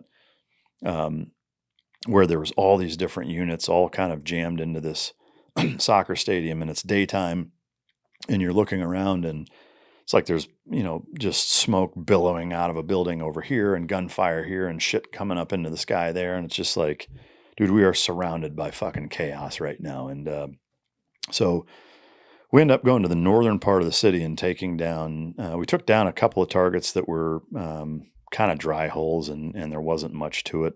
Again, just your team in Right. this type of situation. Yeah, and so at that point, now we had been linked up with the 1st Marine Division, and there's 25,000 Marines all in a column moving north.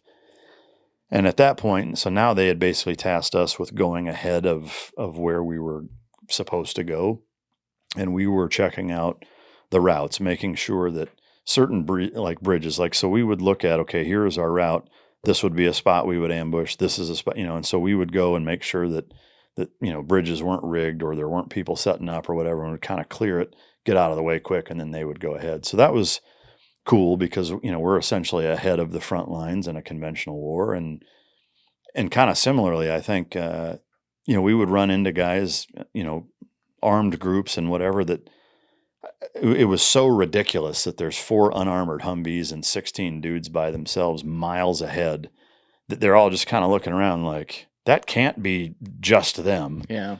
So it was like most of the time we would get in and out relatively unscathed, and so it was like just this quick in and out and what have you. But we ended up at this Scud base, which from the first Gulf War, I remember that was kind of the big terrifying thing, was Saddam was launching all these Scud missiles into Saudi Arabia and I think into Israel and whatever. But he did like missiles. Yeah, so we go and this entire military base in northern Baghdad is a completely dedicated to Scud missiles. Training, manufacturing, testing. A schoolhouse, the whole thing, and we take the whole thing down. And there were, it took us most of that day to do it. And again, there were pockets of shit here and there, nothing super significant. There weren't any like these big gunfights where we were battling it out or anything. It was all, again, guys just kind of disappearing and running from us most of the time. But one of the unique things is we ran across all these murals that were like, the size of the wall behind me. And it was like Iraqi and American propaganda stuff. Like one of them was a big skull with an American flag painted on it. And then it had this big gnarly fist with an Iraqi flag painted on it. And the fist was coming down on the skull, cracking it. There was one where it looked like a blonde Rambo, like blonde hair, blue eye, muscular dude in just like a tunic. And the tunic was an American flag. And then this, big Adonis Iraqi looking dude behind him. He was down on his knees with his arms or his wrists tied behind his back. And this big Iraqi dude with an Iraqi flag choking him, like wrapped around his neck, yanking his fucking neck back, choking him. And then other really weird shit that looked like these apocalyptic scenarios, and it would say like "No for USA" and just bad English kind of translations and shit and whatever. But that stuff was all over their base, which like we don't have anything like that. Like there's nothing on any American military bases that's like, even at the height of Iraq and Afghanistan, like you're not going to see a painting depicting America, fucking up some foreign country or whatever. And so just what month are we in now? This is, right at the start. It's like right April, April of 2003. That's pretty wild to see. And we take that whole thing down, and then we make our way up to Crete. And Baghdad, there was a lot of resistance there, but we had overwhelming force and managed to take Baghdad down as a city easier than I think we were expecting. Was that from like multiple angles No, taking that down, or was that all that? It was pretty much from south to north. Obviously on kind of a more micro scale, you've got, flanking movements and angular shit going on, but generally speaking, it was south to north. And so as a military intelligence wise, we kind of assumed that Tikrit would be his last stand. Like we originally assumed it would be Baghdad because that's where he spent most of his time. Now we're thinking, okay, well, Tikrit was his home. That's where he's from. That's where all of his family is. It's probably where he's hiding, which he was. And so that's where we're going to meet our heaviest resistance. So the entire 1st Marine Division and SEAL Team 3 Echo Platoon roll up to Tikrit. And the night before, like we get right on the outskirts of the city, and the entire 1st Marine Division is in a single column line for miles, going from the southern tip of Tikrit way the fuck down by Baghdad. As far as you can see, Single both column. directions. Yeah. Whoa. And So we get up to the very front, and there's like this little sewing circle of Humvees parked around each other, and we pull up and, like, hey, have you guys secured the area? Everything's good. Yep. Everything's good. And so we let our guard down. We're like, dude, there's fucking 25,000 of us, and they just swept through the area. We're all good. It's quiet. So like a bunch of fucking idiots, we take our boots off and our helmets with night vision, set it in the vehicle, and like popping out maps on the hood of the cars and, eating MREs and fucking shooting the shit. And in the middle of that, like, if you can imagine, like just a T intersection basically, and going, paralleling the city, but heading east is this like gravel road. And then there's this little berm and a big thick tree line, and then a bunch of fields behind it. And that tree line was kind of the key thing, is there was this like nest of trees and then another tree line going south. So it's kind of like an L angle, and so we're here, Tikrit's here, here's the L angle. And so this is all field, like trees, and then it kind of disperses and gets to fields. In that little clump of trees was a group of insurgents that had a little fucking nest. They had a bunch of AKs and ammo. They had like a little fucking kitchen station set up. They had RPGs. They had this Technical, a truck with a fucking anti-artillery or anti-aircraft artillery piece, and the bed of the truck was full of shells. And so as we're fucking, hey, in the morning we're going to take this, blah, we're dirt diving tomorrow morning's assault on Tikrit. And all of a sudden, dude, just all hell breaks loose, and we get fucking ambushed. And so, of course, our first thing is like, dude, we got to get our shit back on. Like, I'm fucking barefoot. So I'm throwing my fucking boots on, getting all my shit on, my body armor, you name it. We get all of our shit on relatively quick, and then we get into this like lazy L-shaped ambush facing where we're taking rounds from. And of course, we didn't know this at the time, but what had happened is two Marines went, the buddy system, like, hey, one guy's got a shit, so take a buddy with you. He goes out into this field and stumbles upon this group of fucking dudes that were literally dirt diving. Like, they're in the dirt, drawing a fucking plan with slung AKs, getting ready to ambush us.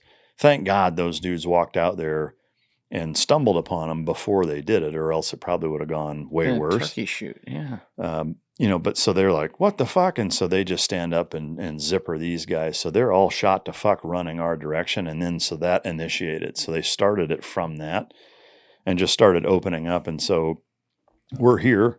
Tree line is here. They're shooting at us like this. Well, this column of fucking Marines realizes that there's insurgents here. So what do they start doing? They start shooting that way. And so now we're getting ambushed by a group of insurgents, and the blue on blue overspray from not 25,000, but a column of fucking LARs and LAVs is shooting our directions. They start shooting AT-4 rockets.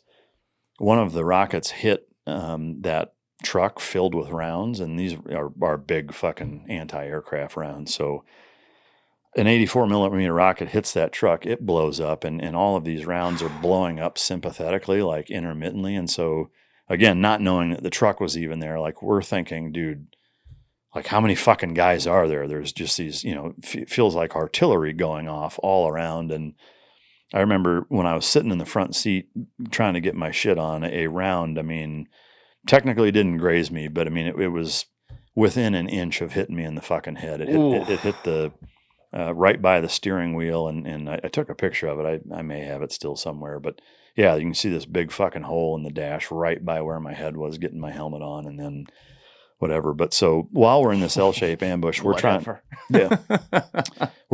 make comms with the Marines and finally say, like, hey, we're on night vision, you're not. Like, we can see dudes in ski mask, trench coats, like squatting down with AKs, like they're trying to dissolve back into the thing, because now it's kind of gotten away from them. And so we see this dude, we shoot him, he disappears. We move through and kind of go through that whole nest target-wise, whatever, and see how kind of intricate. Not that it was super elaborate, but it was like, how the fuck did you get, these guys were like 30 yards away and you missed them. But anyway, so finally clear through that, we get them to stop shooting. All of the sympathetic detonation rounds finally finish going off. We sweep through the target, get everything under control. All of our guys are good. The 2 dudes that got shot, I don't know what ended up happening to them. They medevaced out, and one of our corpsmen, Glenn, who was one of the guys that died in Benghazi, who was a good friend of mine, he was our corpsman on that deployment. He patched those dudes up, and then they sent them packing. I don't know if they survived or not, but wow, that's just like, because you said you were sitting there literally like with the maps open, just chilling, total dick in our hand, like oblivious. I mean, that's our mistake. Like, we should have never declined our posture to that degree. We just shouldn't have, or should have swept the area. But when we pull up and we're like, hey, there's 30,000 of you, like, is the immediate area cool? Yep. Okay. I'm going to take your word for it on that, So lesson learned there. Yeah. So then it was like, okay, it's 2:30 at 6, we're rolling, get some sleep, and everybody's like, fuck you, so we crawl under a fucking Humvee in a sleeping bag and try to sleep. And then, as soon as the sun's coming up, we get up and do this, I'll say flawless. I mean, the execution that the entire 1st Marine Division and we did taking over Tikrit was pretty fucking flawless. How'd it go down? It was basically a swarming of an entire city. I don't know if it says what the population of Tikrit is, but it's not a small fucking spot. Right, 160,000. Yeah. Okay. So how many, like, because we always have this too, like, everyone could be a potential enemy from your seat, but like Saddam's, how much of it was like guarded by Saddam's army versus just insurgents from all over the place? Like, what was the mix up there? At that point, it was pretty much all insurgents. If you put yourself kind of in their shoes, by that point, like, most of their country had been completely fucking steamrolled in a few weeks. And so all of the actual uniformed military fighters, I mean, most of them were pretty much fucking in civilian clothes and running around as insurgents, or they were somewhere else, But so it was a mixed bag. But in terms of identifiable uniform, there's very little. Now, our plan was that each Marine entity kind of had its own area of responsibility, and they were like, okay, Saddam's palace is, if he's there, that's probably where he's at. It's the highest point in the city in terms of vantage point and observation wise. Comm suite setup. That's where we're going to set our leadership up.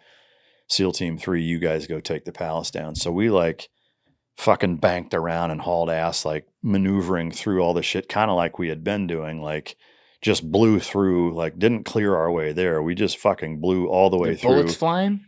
A little bit. I mean, again, it was like, like just a Tuesday. Well, I mean, if you think about an entire Marine Division, like how slow that takes place, the footprint, the presence, the sound, the sight, that's very obvious what's taking place. And so there, one of our biggest tools of the trade is is violence of action, element of surprise, slow as smooth as fast. Like it's going really quick doing things. And so that was kind of the methodology and the thought process, which usually works, is that you get to wherever you're going so fast that they don't even have fucking time to respond. Now, if you're moving 25,000 people, like, they're going to respond, they're going to set up, they're going to ambush, they're going to do all kinds of shit.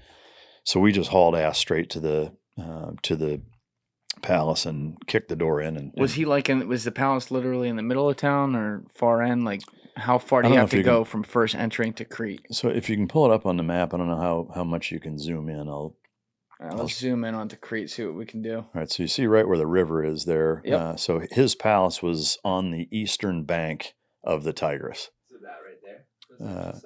Yep. That's it right there. Yeah. So, let's see if we can pull this bad boy up, see what we're looking at. It's crazy. I mean, it's like, it was opulent of like biblical proportion. Like, was there anyone in there when you went in? Not. I mean, by the time we got in, no, everybody had completely bailed out. So. Oh, so there was security around it though. So you can see how big it is. It's fucking enormous. And that building to the right is the maids' quarters, the service quarters. Nice. And so we took the whole thing down. Leslie's about to take a job over there. Yeah. Shit. Took several hours to do it, and.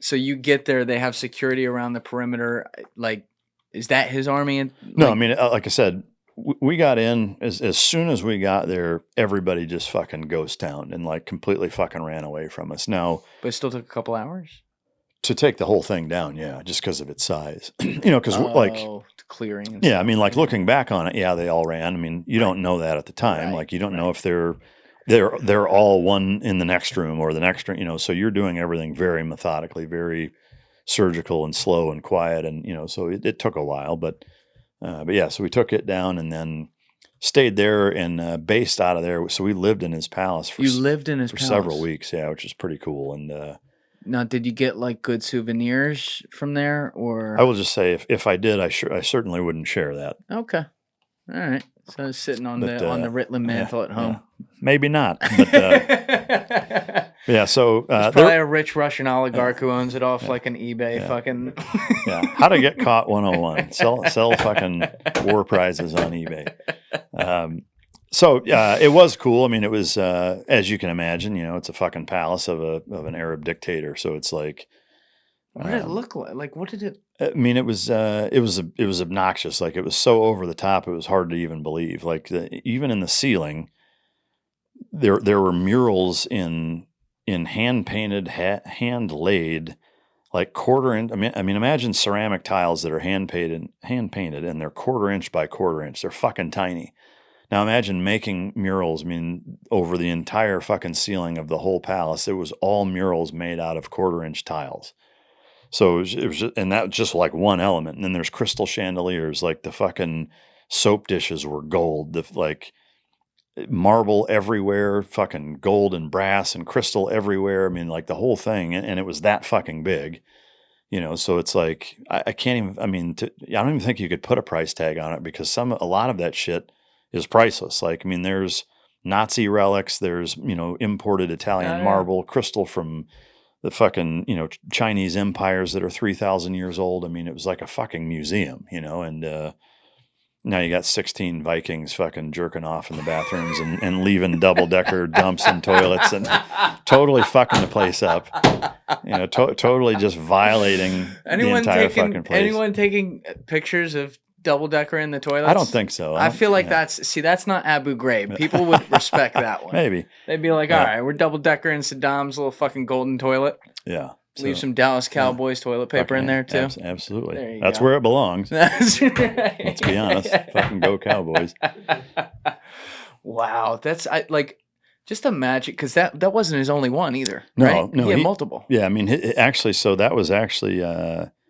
I mean, it was one of his more impressive ones, but the main palace that he lived in and spent most of the time in was in proper Baghdad. And it was like, I remember, you know, talking to guys that when they raided that place, like all of his shit was still there. Like that's where he lived all the time. So he didn't have much in the palace that we took down. Like it had been either looted or moved out or whatever mostly. So you slept there? Yeah. You slept in beds there? No, we so we would position ourselves either on the rooftop if we had watch or down in like that entryway right there, like as kind of a security thing. So we, you know, like we would spend time throughout the day in different parts and whatever, but yeah, we were usually either at the very top or at the very bottom. But how many days were you there?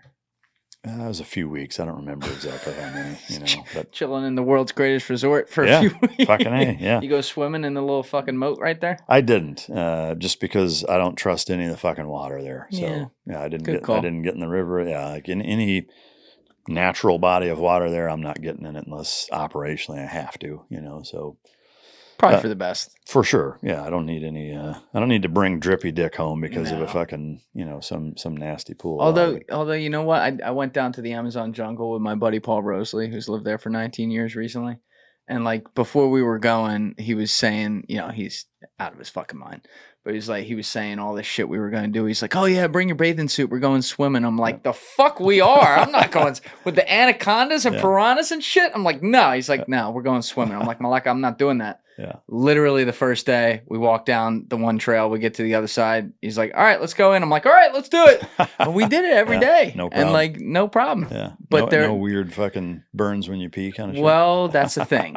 I held my dick clenched in there because there is something that it's got like a long Latin name, so they don't call it that, but they call it the penis-eating fish. Yeah. So you're doing the Buffalo Bill tuck the whole time? Yeah. It'll literally like climb up there and start eating. Yeah, so I don't need any of that. Yeah, no one was peeing in there, but it was like a lazy river. You're just floating down the Amazon River. It was great, man. You should have done it in the Tigris right here. I don't think so. Yeah. Yeah, I'm going to pass on that, and I still would today. But Did he leave behind any scotch or anything for you? Anything like 600 years old that was good? no, not like that. There were really cool relics, though, like stained glass. I mean, it was essentially a window, but it was like a stained glass portrait window of him, or like there were these, plates on the door that were like, the Iraqi eagle and the green banner and like the flag, and so there were elements to it like that were really cool and well done and what have you. But as far as like the guys down in Baghdad that like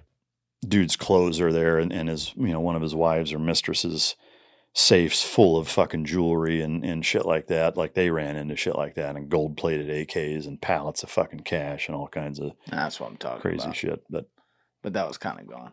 Still though, that's pretty crazy. You were there for a few weeks. Yeah. And then what made you move out? Like what was the whole op tempo there? So basically at that point we had now been on deployment for over 7 months. And so our rotation was coming to an end. While we were there though, we had 24/7 manning, at least 2 guys on radio and just watch on top of the palace all the time. And I talk about it in the first book that I wrote. There was going way the fuck back to where that guy quit. As we were getting ready to go into country, one guy's like, I can't do it. Fucking SEAL, quit. Our intel guy, who was like 20, hadn't been through BUDS, wasn't a SEAL, was an intel guy, but was like a wrestler in high school and was a pretty tough dude. And we were like, what the fuck, and he's like, I'll go. Oh, he just volunteered. And we were like, what? He's like, I'll take his spot. We're like, you're a fucking intel guy. He's like, fuck it. I'll go. We're like, we just kind of looked around, and I think even like that nowadays, I don't think would fly, like even in, a little over 20 years, but Real fast, I'm sorry to make you go back for a sec. Those podcasts you did, I believe it was Sean Ryan episode 4 and episode 5. I listened to those a couple years ago. Yeah. They're amazing. I remember you went through that story, but for people who haven't heard that, can you just explain the one guy who just bailed here? That comment where I said, we had a guy that was like, at what point do we not go do this? Yeah. That was him. And so he like ROIC grabbed him and just threw him in the back. I mean, he was a deer in the headlights on that GoPlat mission. He basically just fucking couldn't do it. Just froze. So when we went back, we go up to Isolationists. We're getting ready to cross the border, and right at the last second, he's like, "Guys, I can't do it. I'm sorry." And we're just like, "Fuck you, leave then." And so he was a 60 gunner, which there's only 4 of them in our platoon. It's a big responsibility. It's the belt-fed 7.62 machine gun. That's the area weapon that gets motherfuckers' head down a lot faster than an M4. How long had he been in the SEALs? It was his first deployment. He was a new guy. Mm-hmm. So anyway, and coincidentally, his younger brother was also a SEAL and was the exact opposite of that. Like this dude had balls that you needed to carry around in a fucking wheelbarrow. He was an absolute fucking badass in Iraq and did all kinds of crazy heroic shit. And was just a total fucking monster and got his hands dirty for Uncle Sam, like, I don't know how many fucking times. What does he think of that whole thing? I never talked to him about it. I can imagine. But but anyway, so this guy's like, well, fuck it, I'll do it. And we're like, all right, well, here's how you fucking shoot this. And sit in this seat and point the barrel out. And if you see us start shooting at shit, shoot at it also. And that was his direction, basically. And so. What a savage. Total. And so after that deployment, he comes back. Very quickly went to BUDS and has been a SEAL for like 20 years after that. So I think he may even still be on active duty, so I won't say his name. But that's awesome. Yeah, total fucking badass. But he and I are on the rooftop, and it's in the middle of fucking night, and from that vantage point, you can see the Tikrit airport, which is the Air Force airstrip. And underneath it, they had all of their munitions. I mean, not just ammo. I mean, like missiles, fucking bombs, explosives, you name it. They had all of their shit stored underneath the airport, which to me, even not understanding anything, it seems like a dumb place to put that stuff because that's generally going to be target number 1 is airfields. But so we bombed the shit out of that. And so for like the whole time we were there, this airfield, this airstrip, it looks like the surface of the sun, like with solar flares, like it's just blowing up constantly for 2 weeks, just shit going off all the time. And so we're just like 5-year-olds playing with matches, like just staring at this carnage blowing up, being fascinated by it. And then all of a sudden these 3 little blips of light from a different part of the city, a little further south and a lot closer towards us. You see blip, blip, blip. And we're just kind of sitting there and don't think much of it. And then all of a sudden, 3 explosions about 400 yards directly south of where we're at. And immediately I'm like, oh, fuck. And then 3 more blips. And then now it's like 200 yards south of where we're at. Then 3 more. And now it's like rattling the fucking windows right south. So they're just walking mortars into us. And we look at each other. We're like, I guess this is it. We can't get off this rooftop. It's going to hit the roof. We're fucking dead. We're 5 stories up. Whoa. So we're just like, holy fuck. And no sooner than we kind of looked at each other like, how about a high five, you know, or like, what the fuck are we going to do? All of a sudden, from across the river, you hear this like mechanized whirl of Optimus Prime having an orgasm, like this weird, just this crazy fucking mechanical whizzing sound and whatever. And then all of a sudden you just hear this whoop, whoop, whoop, whoop, whoop, whoop, and all these flashes of lights from coming over there. And then where those 3 blips were just fucking disappeared. Off the face of the earth. Yeah, I mean, completely fucking evaporated them. And come to find out, it was an Army anti-artillery unit that, like, when those flashes of light go off, it has, you know, radar and all these fucking mechanisms. And I don't know how it works. Thank God it does. Like, triangulates, and, like, after so many rounds, it can pinpoint exactly where it was fired from. And then it fires a bunch of fucking rounds and just fucking leveled it. Totally. Whoa. I mean, there's no way I'd be sitting here had they not been there. No fucking way. So, like, right before there was going to be fire your way, they got it. Yeah. Whoa. Yeah, I mean, just literally in the fucking nick of time. Now, it's the 2 of you on the roof, and then the other 14 guys, some guys are they're all taking a tits shift. up asleep down below. Yeah. Oh, Oh, there was 2 of them awake. Everybody else is asleep. You can't, like, sound the alarm like, boys, get up here. Well, I mean, it didn't matter at that point. Yeah, I mean, it was just like it happened so quick. You know, it's like we're 5 stories up. You're taking stairs up and down. There's no power, you know, so... Yeah, it was, and even to get onto the roof, it's like the top room or level in the palace. Like there's this hatch and a ladder. Well, you got to like climb up, and yeah, I mean, it took a couple of minutes to get up and down. So, whoa.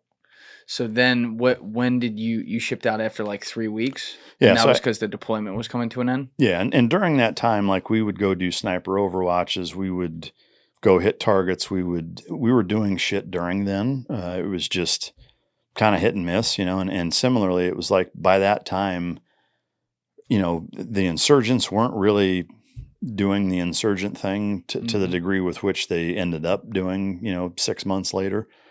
It was a lot of just pockets of shit here and there, trying things out. There was no organization. You know, the military was completely disbanded or had given up or had taken their uniforms. You know, the ones that still wanted to fight weren't sticking around in uniform. They, you know, they were just dissolving into the public. And so it was mostly that kind of stuff, is dealing with little pockets here and there. But one thing that was really cool, and I apologize for the tangent, but I had the opportunity to interview one of Saddam's pilots in the last year, and getting to talk to him about, while I was in Iraq, you know, explaining the story that I just said of we did all this, getting to hear him tell his story of what he was doing as an Iraqi Air Force pilot in that same window of time that I was in Iraq during that invasion was fucking incredible. Like, what was he doing? I mean, so he was hiding, basically. Like, they would say, hey, go to this fucking base and fly these planes over here and hide them and then do this. And like, they were basically scattering like cockroaches for their fucking lives, you know, and was scared to death. But it was so surreal to be able to sit here like 20 years later. It's like a German and a D-Day troop. Like, yeah, it was like 20 years ago, you and I would have been trying to fucking kill each other right now. And now we're doing a podcast. And now we're just sitting here talking like it's nothing. Like, holy shit, how weird is that? You know? Yeah. But it was really cool to be able to get that side, you know. But it's interesting though, because it goes to show you, people, even some of the people serving, they're not necessarily their governments. They're people too. Yeah. Sometimes they're not. Sometimes, you know, if they support an evil regime, they're all about it. But like, there's a real human side to it where people get stuck in the middle of something because leadership fails. Yeah. Yeah. And I mean, that's usually the case. Like, I think I would say kind of a pretty general consensus for most of our troops that were in Iraq and Afghanistan have a healthy respect for our opponents, in that if the roles were reversed, you know, if China said, hey, we're going we're going to hang out in Mexico and fucking this whole democratic Christian-based democracy thing isn't really panning out for us. You guys have atomic weapons. We don't really like that. So we're just going to overthrow your shit. Like, rest the fuck assured we'd all be in mass running around shooting them. You know, we'd be doing exactly what these guys are doing. So it's weird because it's like, it really is. It's like, that's nothing personal. It is fucking business in that way. Yeah. It's hard not to take somebody trying to take your life not personal, but they're just doing what they think is best, you know. So what's that guy doing today? So he wrote a book and he was on the show promoting the book. And so he's a U.S. citizen now. And I think he's just going around like speaking and doing the whole book speaking circuit, I think. That's really cool. We'll put the link to that episode in the description. I want to make a note of that to make sure we do that. I gotta check that out. That sounds awesome. Yeah. And you did that in the last year, you said? Yeah, it was I think in the last year. So very cool.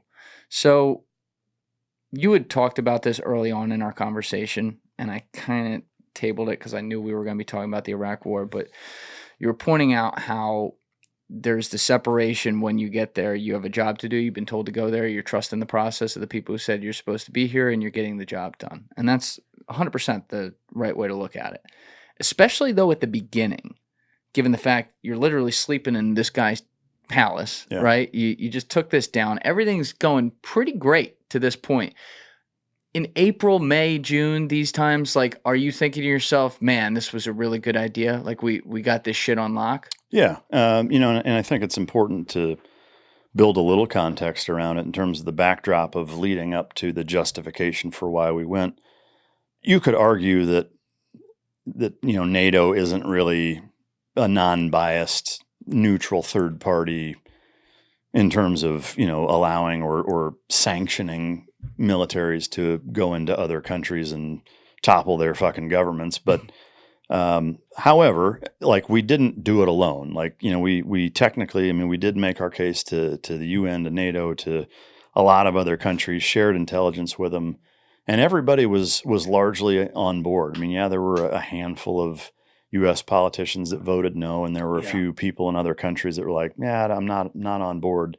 But overwhelmingly, like, all of our allies and everybody who, if we're going to fight a world war, we're going to get them on board and fight it with them, we're all kind of unanimously saying, yep, I think that's the right call. So, you know, for us, it was kind of a no-brainer that way. You know, when there was that little hint of like, well, we think there might be a 9/11 connection, I think most people are like, I don't think so, but it doesn't matter because the weapons of mass destruction, everything else, you know, like, it's the right thing to do. And so also I was 23, you know, so it was like, I wasn't thinking about it that much anyway. It was more of like, well, if our entire fucking government and NATO and UN and the allies are all kind of saying, this needs to be done, like, probably needs to be done, and I don't need to think any more of it than that. You know, it really wasn't until even years later where I really started to question the validity and the excuses given, and the, you know, maybe it was that naive that that Bush and Rice and Cheney and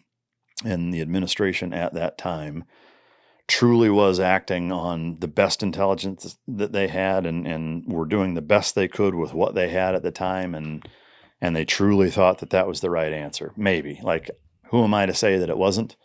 Again, like, you know, I wasn't there. I wasn't in the fucking war room. You know, does it seem like a mistake now? Yes. Is it easy to play armchair quarterback? Of course it is. Yes. You know, so, you know, who knows? I mean, I met President Bush and got to almost interview him for about 2 hours. I mean, it was me and only a couple other people in his office in Dallas, and I got to sit down and talk with him for a while and asked him about a lot of different things.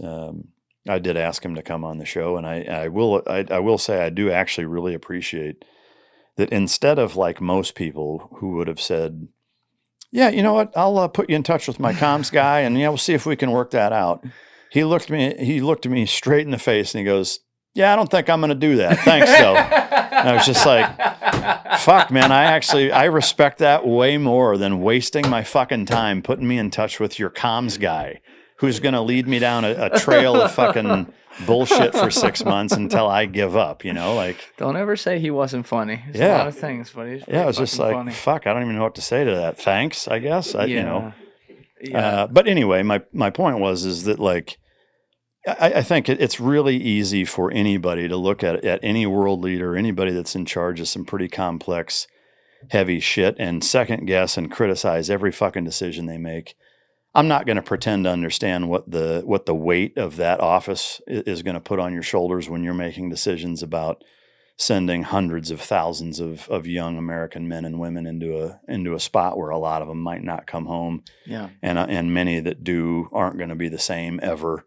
That's a fucking heavy decision, and while I question it, like, I'm not going to do it enough to the point where I'm going to call him a liar and a war criminal and a whatever else, because I just don't know, I can assume and guess, but at the end of the day, like, he's the only one that really knows why he did what he did, and Well, I think he also, he had the most powerful vice president in For the sure. United States history in there at the time. Yeah. And that I don't know. Kamala's got a solid second. She's close. She's still around. Yeah. Well, allegedly.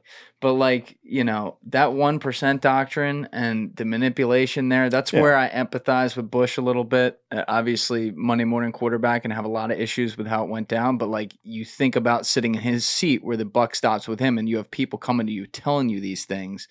It gets awfully interesting. And I had this guy, Jim Lawler, in here, longtime CIA spy, probably still is, says he gets happy hour at Langley every Friday at 5. So do with that what you will. my guess is if he's telling you, then probably not, but who knows? Well, he was in there a long time. Yeah. So from 1980 to 2005, he was, the English way of putting it is the anti-weapons of mass destruction proliferation spy. Yeah. And by the time that, he was towards the end of his run there, he was literally if not the guy undercover around the world, one of the 2 or 3 main guys for that. Yeah. Pretty big deal. Probably one of the most shocking moments in the history of my podcast studio, though, was when I asked him in the build-up to the Iraq War what his involvement was in the investigation of weapons of mass destruction, and he said, I had none. And I was just like, see, that's where my head goes, all right, there's some weird agendas from somewhere in the government, and people are pushing odd intelligence on there, because this guy, who was clearly a fucking unbelievable spy, that's like saying to Tom Brady, sit out the Super Bowl, don't worry about it, pal, we got it. Well, maybe there's 2 devil's advocate not even counterpoints, but just things I would say that are worth considering. Number one, I similarly have had a number of CIA guys and guys in different entities within intelligence within the United States government. And the recurring theme with all of them is that by design, their job is so incredibly, impressively compartmentalized to where if it's not exactly what they're focused on, then they know absolutely nothing about it on purpose. So that's number one. Number two is that, again, I think, the backdrop with which that decision was being made from our country's history, specifically the 2 years leading up to that, is that when 9/11 happened, there were a lot of people that said, how the fuck did this happen? How did they catch us with our guard down? How did they punch us in the mouth this bad right here at home? Where the fuck was our intelligence? Why didn't we do something preemptive to keep this from happening? You imagine, again, now it's we can all assume what it feels like to have had that happen to you while you're the president. Oh yeah. And then now 2 years later, it's I'm gonna be so preemptive that if that means we're doing the wrong thing, I'd rather do that than have 9/11 happen again. Now, I'm not saying that that's 100% everything, but to me that's a pretty significant and important thing to at least consider. Yeah. So those 2 things combined, I would say, I'm not saying he's full of shit or that there wasn't heavy manipulation from Cheney and other facets of the government, because I'm sure there were. But I do think all of those things combined paint maybe at least a less bias, or at least, hey, it's maybe a little more open for interpretation than just being no, there's some squirrely shit going on. For sure. So that deployment pretty much ended after you left the palace, is that right? Yeah, so we drove back down to Baghdad, got on a C-130 within a few days, and had a super hasty combat liftoff of a dirt fucking airfield. I don't know how we didn't get shot down, honestly, but we managed to make it into airspace, got down to Kuwait, and then took commercial airlines back home to America, which was really weird. We went from Kuwait, like within 2 days, flew from Kuwait to fucking Ireland. Huh. And you talk about a contrast of Yeah, going just like from Iraq. this color of ground to like the most shamrock laden Lucky Charms fucking green you've ever seen in your life.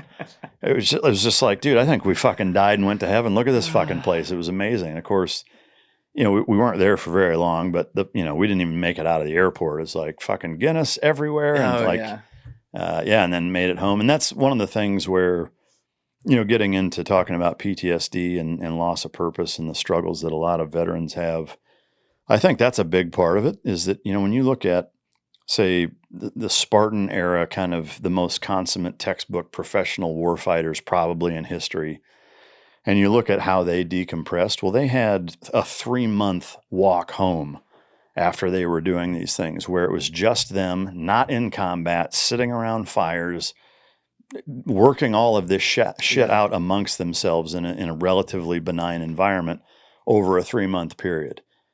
I found myself getting pulled over for not coming to a complete stop like 36 hours after I was in Baghdad by this cop running to the window, like being a fucking dick. And like my parents were in the fucking back seat. And like, I'm almost lost my fucking mind. Like it's not a good idea to go from that environment to just being thrown right into a civilian environment that fast. It's a bad gig. So, anyway, I just thought, it was something that resonated with me then and something I still think about a little bit even now. But did you have any?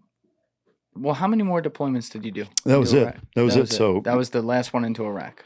It was because my plan after that was to go to Team 6. And so they wanted me to go to advanced training, having been to Iraq and had done real world land warfare missions of blowing up surface to air missiles and counter ambush and fucking direct assaults and the whole thing. It was like, we need guys coming right from Iraq to go into the schoolhouse, teach SQT so that those guys are bringing valuable skills to the SEAL teams and, you know, putting that kind of knowledge and experience back into the schoolhouse, which none of us were very excited about. But so I was like, well, I'll use this as kind of a jump off point to screen and go to SEAL Team 6. Well, while I was there is when I contracted valley fever in the desert, and I lost 40% of my lung capacity. They tried to medically retire me.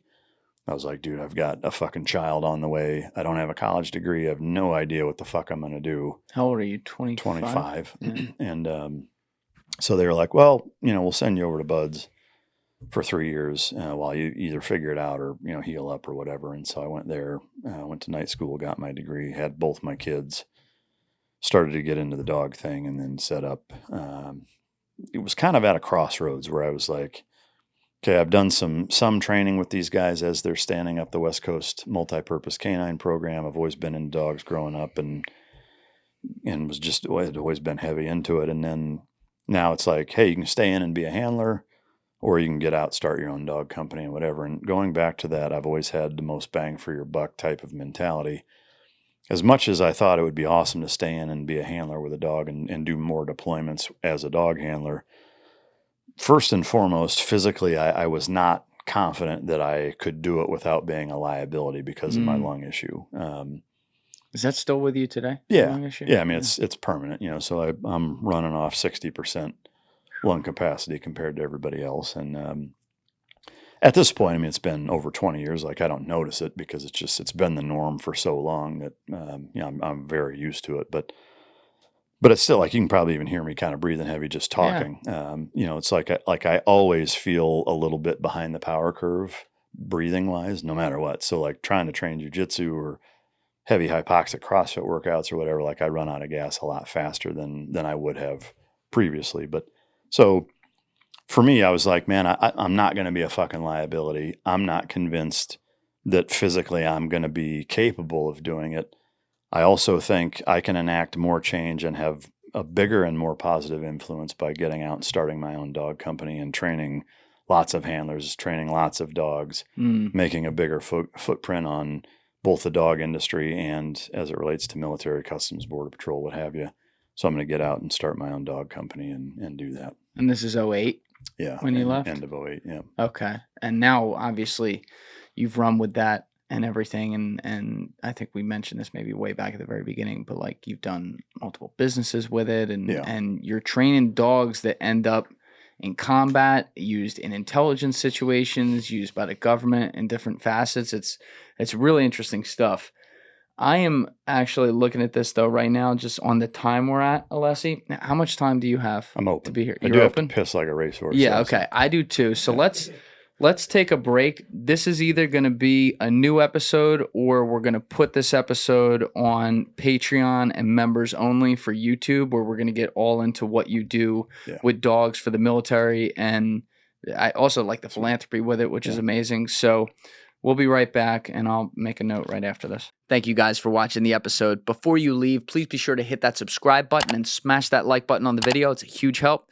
And also, if you're over on Instagram, be sure to follow the show at Julian Dorey Podcast, or also on my personal page at Julian D. Dorey. Both links are in the description below.